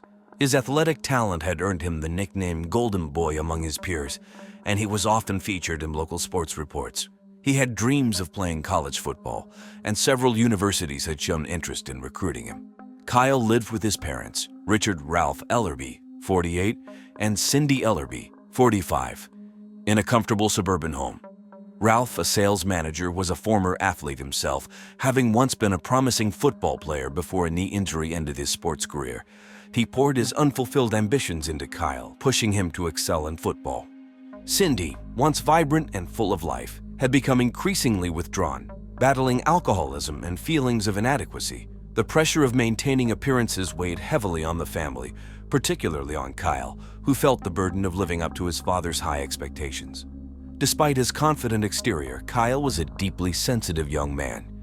He struggled with his sexual identity, a secret he kept hidden from everyone, including his closest friends. The only person who knew the truth was his football coach, Robert J. McMurdo, with whom Kyle had developed a secret sexual relationship. The relationship was a source of both comfort and stress for Kyle, who feared the consequences if their affair were ever discovered. In the days leading up to his death, Kyle was focused on his future. He was preparing for final exams and looking forward to graduation. He spent hours practicing on the football field, determined to secure a college scholarship. However, the stress of maintaining his secret life took its toll. Friends noticed he seemed distracted and more withdrawn than usual. His normally bright smile was replaced by a look of worry. At home, tensions were high, with his mother's drinking spiraling out of control and his father's demands growing more intense. Kyle's last days were a mix of hope and fear as he balanced his dreams of a bright future with the shocking secrets that would ultimately lead to his tragic end. On the morning of May 12, 2014, at around 7:30 a.m., Ralph Ellerby walked downstairs into the basement of his family's home in Carbondale, Illinois, expecting to find his son Kyle getting ready for school. Instead, Ralph stumbled upon a scene that would haunt him forever. Kyle's lifeless body was sprawled at the bottom of the stairs, surrounded by sports equipment and memorabilia, including the football trophies he had won over the years. The basement, usually a place of pride for the Ellerby family, had become the site of a tragic discovery. Ralph's first reaction was shock. He stood frozen for a moment, unable to process what he was seeing. The 48-year-old sales manager, who had always been so proud of his son's accomplishments, now felt a wave of panic and disbelief wash over him. He rushed to Kyle's side, desperately checking for signs of life, but it was clear that his son was gone. The boy who had been the center of his world, the one he had pushed so hard to succeed, was now lying dead at his feet. After a few moments, Ralph managed to gather himself enough to call 911. His voice was shaky and hoarse as he reported what he had found. "My son, he's not breathing," he stammered. The 911 operator tried to keep him calm, asking for details, but Ralph could barely focus on the questions. All he could think about was Kyle and the horrible realization that his son would never fulfill the dreams they had both worked so hard for. When the paramedics arrived a few minutes later, they confirmed what Ralph had already known deep down. Kyle was dead. The scene was eerily quiet, with only the sound of Ralph's heavy breathing and the distant hum of a television in the living room, which had been left on. Cindy Ellerby, Kyle's mother, drunk and still asleep upstairs, was unaware of the tragedy that had just unfolded.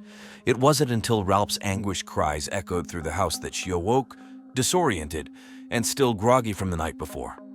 When she finally realized what had happened, her screams pierced the quiet morning, adding to the grief that was now overwhelming the Ellerby household. The Carbondale police arrived at the Ellerby residence around 8:00 a.m. on May 12, 2014, just minutes after Ralph's frantic 911 call. Leading the investigation was Detective Sally O'Malley, a seasoned officer known for her sharp instincts and no-nonsense approach. O'Malley, 42, had been with the Carbondale Police Department for over 15 years and had handled her fair share of tough cases, but the death of a popular high school quarterback like Kyle Ellerby was sure to be one of the most challenging. When O'Malley and her team entered the basement, they found a scene that didn't quite add up. Kyle's body lay at the foot of the stairs, with a large football trophy nearby. The room was cluttered with sports equipment. Helmets, jerseys, and footballs were scattered around. But there was something about the positioning of the body and the items around it that caught O'Malley's attention. The detective noted that while Kyle's head injury appeared consistent with the fall, a lack of blood and the angle of his body suggested something more sinister. The basement was dimly lit, with only a few small windows allowing in the morning light. The walls were adorned with posters of NFL stars like Peyton Manning and Tom Brady, and the shelves were lined with trophies, highlighting Kyle's impressive athletic achievements. O'Malley carefully examined the scene, noting the absence of any clear signs of struggle, but her experience told her that what seemed like an accident could easily be a staged crime. As the forensics team began their work, taking photos and collecting evidence, O'Malley focused on the heavy football trophy that was lying next to Kyle. It was large enough to inflict a fatal blow, and there were faint smudges on it that looked like fingerprints. The detective ordered it to be bagged as evidence, suspecting it could be the murder weapon. The rest of the house was searched as well. The living room still had the TV on, playing Good Morning America on ABC, while Cindy Ellerby sat on the couch in shock, a half-empty bottle of vodka on the coffee table in front of her. Ralph, who had made the initial discovery, was pacing the floor, visibly distraught but cooperating with the officers. Detective O'Malley's instincts told her this wasn't just a tragic accident. The eeriness of the scene, combined with the odd details, hinted at something far more complex. As the investigation unfolded, it would soon become clear that Kyle Ellerby's death was not what it appeared to be. The first person Detective O'Malley turned her attention to was Coach Robert J. McMurdo, the 46-year-old football coach at Carbondale Community High School. Coach McMurdo was well known in the community, not just for leading the football team to numerous victories, but also for his charismatic and authoritative presence. He had a reputation for being tough but fair, someone who could bring out the best in his players. Underneath his confident exterior, however, O'Malley suspected there might be more to the coach than met the eye. At the police station, McMurdo was cooperative but clearly nervous. He sat across from Detective O'Malley in a small, dimly lit interrogation room. The walls were bare, and the only sound was the faint hum of the air conditioning. O'Malley began the interview by asking McMurdo about his relationship with Kyle. The coach spoke fondly of the young man, describing him as one of the most talented and dedicated players he had ever coached. With that body of his, Kyle had a natural gift, McMurdo said, his voice trembling slightly. He could read the field like no one else. I had big plans for him. But when O'Malley pressed further, asking if their relationship extended beyond the football field, McMurdo hesitated. His discomfort was palpable as he struggled to maintain his composure. He admitted he cared about Kyle, but only as a coach cares for any of his players. O'Malley wasn't convinced. She could see the guilt in his eyes, the fear of something being exposed. She then asked directly about any sexual relationship between him and Kyle, a question that made McMurdo visibly tense. His denial was immediate, but there was a quiver in his voice that O'Malley couldn't ignore. The detective then shifted the conversation to the morning of Kyle's death, asking McMurdo about his whereabouts and whether he had any contact with Kyle that day. The coach insisted he was at home preparing for practice and hadn't spoken to Kyle since the previous day. However, when O'Malley presented him with a record of sexually explicit text messages and naked pictures sent between him and Kyle sent late the night before, McMurdo's calm demeanor began to crack. McMurdo's face went pale as he realized the evidence against him was mounting. He had a body like Adonis, he exclaimed. Robert told police he was conflicted by his romantic relationship with Kyle, which turned sexual after watching Kyle shower after a practice.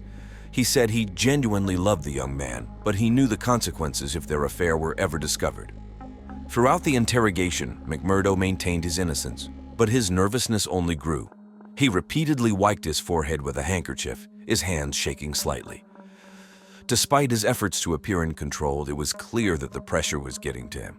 O'Malley knew she had rattled him, but she also knew that without a confession or more concrete evidence, she couldn't arrest him just yet.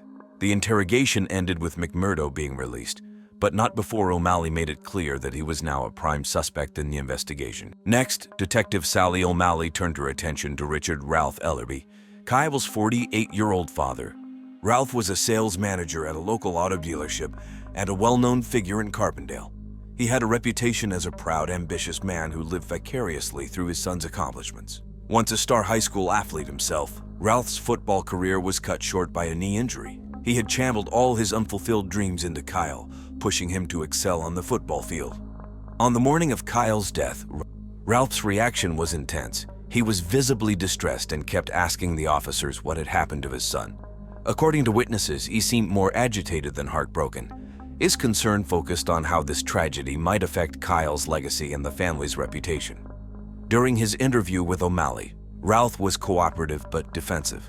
He spoke proudly of Kyle's achievements, emphasizing how much he had invested in his son's future. Kyle was destined for greatness, Ralph said, his voice thick with emotion. He was gonna go all the way to the NFL, and I was going to make sure of it. But as the conversation shifted to Kyle's personal life, Ralph's tone changed. He became evasive, particularly when O'Malley asked about Kyle's relationship with Coach McMurdo. O'Malley had already discovered that Ralph's and McMurdo's relationship was sexual. Ralph often attended practices, games, and even team meetings where he and the coach would discuss Kyle's progress and future. When asked if he knew about Kyle's sexual involvement with McMurdo, Ralph hesitated. He eventually admitted that he had heard rumors, but insisted he didn't believe them. However, O'Malley wasn't entirely convinced. She had evidence suggesting that Ralph knew more than he was letting on. Text messages between Ralph and McMurdo, found on Ralph's phone, vividly showed that he was aware of the relationship between his son and the coach, even planning dates for him and offering to be a lookout. In one exchange, Ralph even congratulated the coach, telling him that his sex with Kyle must have been behind his 3 touchdowns during a previous game. Despite Ralph's efforts to appear calm and collected, O'Malley noticed cracks in his composure. His voice would occasionally waver, and he seemed unusually anxious when discussing certain topics. The detective suspected that Ralph's deep-seated homophobia and fear of scandal had created a volatile mix of emotions that he was struggling to keep under control. As the interview concluded, O'Malley couldn't shake the feeling that Ralph was hiding something. His refusal to fully acknowledge the possibility of his son's involvement with Coach McMurdo, coupled with his obvious discomfort, made him a person of interest in the ongoing investigation. The final suspect on Detective Sally O'Malley's list was Cindy Ellerby, Kyle's 45-year-old mother. Cindy had once been a vibrant woman, a formed teen beauty queen with a lively personality. But by May of 2014, she had become a shadow of her former self, struggling with alcoholism and deep-seated feelings of sexual inadequacy. Her marriage to Ralph had grown strained and loveless, and she often felt overlooked in her own home, especially as Ralph focused all his attention on Kyle's football career. Cindy's descent into alcohol abuse had become well known in the community. Neighbors frequently saw her at the local liquor store, often buying bottles of cheap vodka. Her drinking had escalated to the point where she was rarely sober, leading to erratic behavior that further isolated her from friends and family. Cindy's relationship with Kyle had also deteriorated. She resented the pressure placed on him by Ralph and was deeply jealous of the close bond between Kyle and his father. On the morning of Kyle's death, Cindy had been at home. When the police arrived, they found her in a state of hysteria, alternating between sobbing uncontrollably and shouting incoherently. Her disheveled appearance and the smell of alcohol on her breath raised immediate concerns among the officers on the scene. During her interview with Detective O'Malley, Cindy was unstable and emotional. She fluctuated between anger and sadness, her responses often incoherent. O'Malley asked about Cindy's relationship with Kyle, and Cindy's answers were evasive. "Kyle was my baby," she said repeatedly, but when pressed for details about their interactions in the days leading up to his death, she struggled to provide clear answers. O'Malley also inquired about Cindy's relationship with Coach McMurdo. Cindy's reaction was telling. Her face twisted in anger, and she accused her son of taking away Coach McMurdo from her. Kyle had the mind of a hussy and the body of Tom Brady. She spat out, her words dripping with bitterness. "Why did he have to take my man?" As the interview progressed, Cindy became increasingly agitated, especially when O'Malley suggested that Kyle's death might not have been an accident. Cindy's mood swings and erratic behavior made it difficult to get a coherent narrative from her. However, O'Malley noted that Cindy's anger toward McMurdo and her jealousy of Kyle's relationship with his father seemed to be driving her emotional outbursts. Despite her unstable demeanor, Cindy remained a person of interest. O'Malley couldn't ignore the possibility that Cindy's deep-seated resentments and her deteriorating mental state might have played a role in Kyle's death. The detective left the interview with more questions than answers, but one thing was clear. Cindy Ellerby's troubled past and volatile emotions made her a key figure in this tragic case. On May 18, 2014, just a week after Kyle Ellerby's tragic death, a startling new development shook the town of Carbondale. It happened during Kyle's memorial service, held at the local high school gymnasium, where hundreds of mourners gathered to pay their respects. The atmosphere was heavy with grief, but it was Ralph Ellerby's unexpected outburst that left everyone in shock. Ralph, visibly intoxicated and overcome with emotion, stood up in the middle of the service. His words were slurred, but the message was clear. He confessed to knowing that his wife, Cindy Ellerby, had killed their son. Ralph revealed that he had helped Cindy stage the scene to look like an accident in a desperate attempt to protect their family from scandal. The crowd was stunned into silence, unable to process the magnitude of his admission. Detective Sally O'Malley, who had been attending the service to observe the family's behavior, immediately knew the investigation had just taken a critical turn. After Ralph's confession, the Carbondale Police Department quickly responded, taking Ralph into custody for further questioning. The police returned to the Ellerby household, this time with a clearer understanding of what they were looking for. Inside the home, they revisited the basement where Kyle's body had been found. With Ralph's confession in mind, the officers searched for any evidence that could corroborate his story. They discovered traces of blood that had been poorly cleaned, as well as additional fragments of the shattered trophy that had been missed during the initial investigation. Forensic experts re-examined the evidence, confirming that the blood found at the scene matched Kyle's DNA. Ralph's confession, combined with the physical evidence, painted a grim picture of the events leading up to Kyle's death. It was now evident that Cindy had struck Kyle with the trophy in a fit of rage, and that Ralph had assisted her in covering up the crime. The community was left reeling from Ralph's shocking revelation. What had once been seen as a tragic accident was now understood to be a brutal murder, meticulously concealed by the very people who should have protected Kyle the most.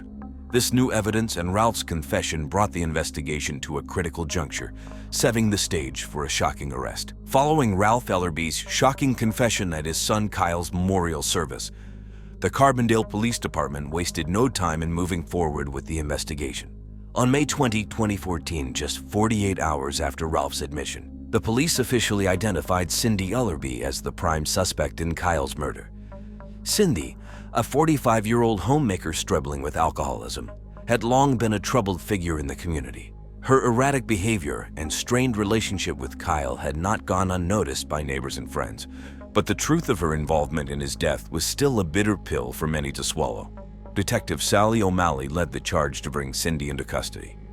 The team assembled at the Ellerby household early that morning.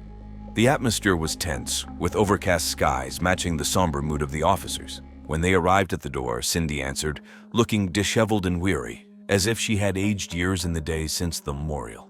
Without much resistance, Cindy was placed under arrest. The weight of the moment seemed to hit her all at once, and she broke down in tears, not out of surprise, but out of resignation. She knew that the truth had finally caught up with her. As Cindy was escorted to the police car, the neighborhood was eerily quiet, with only the distant hum of morning traffic breaking the silence. Inside the station, she was formally charged with the murder of her son, Kyle Ellerby. During her initial interrogation, Cindy was emotional but cooperative, providing a detailed account of the events leading up to the murder. She admitted that on the night of Kyle's death, she had been drinking heavily. An argument with Kyle had escalated, fueled by her smoldering jealousy over his sexual relationship with Coach McMurdo. In a blind rage, she grabbed one of Kyle's football trophies and struck him with it, killing him instantly. Cindy explained how Ralph, upon discovering what she had done, decided to help her stage the scene as an accident. Together, they dragged Kyle's body to the bottom of the basement stairs and scattered sports equipment around to make it appear as though he had fallen.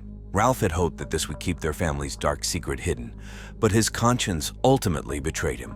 The arrest of Cindy Ellerby sent shockwaves through the community. For the Ellerby family, once admired for their success and unity, the reality of their downfall was now laid bare. The reactions of those close to Kyle were a mix of anger, sorrow, and disbelief. A struggle to comprehend how a mother could commit such a heinous act against her own child. Cindy Ellerby's trial for the murder of her son, Kyle Ellerby, began in late August 2014 at the Jackson County Courthouse in Carbondale, Illinois. The case quickly became the talk of the town, with local media outlets like the Southern Illinoisan covering every detail. The courtroom was packed with spectators, many of whom had known the Ellerby family for years and were eager to see justice served.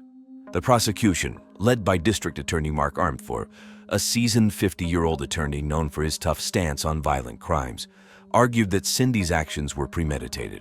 He painted a picture of a woman consumed by jealousy and anger, unable to cope with her son's relationship with Coach Robert J. McMurdo.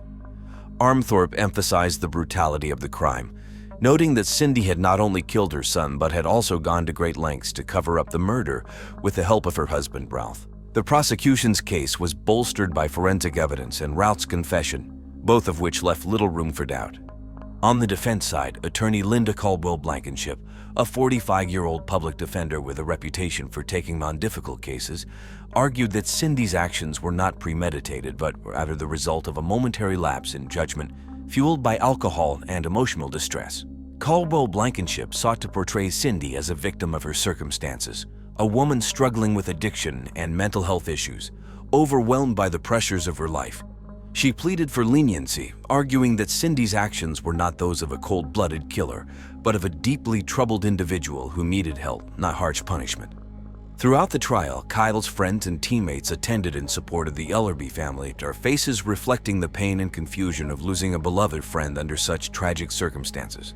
The jury deliberated for just 2 days before returning with a verdict.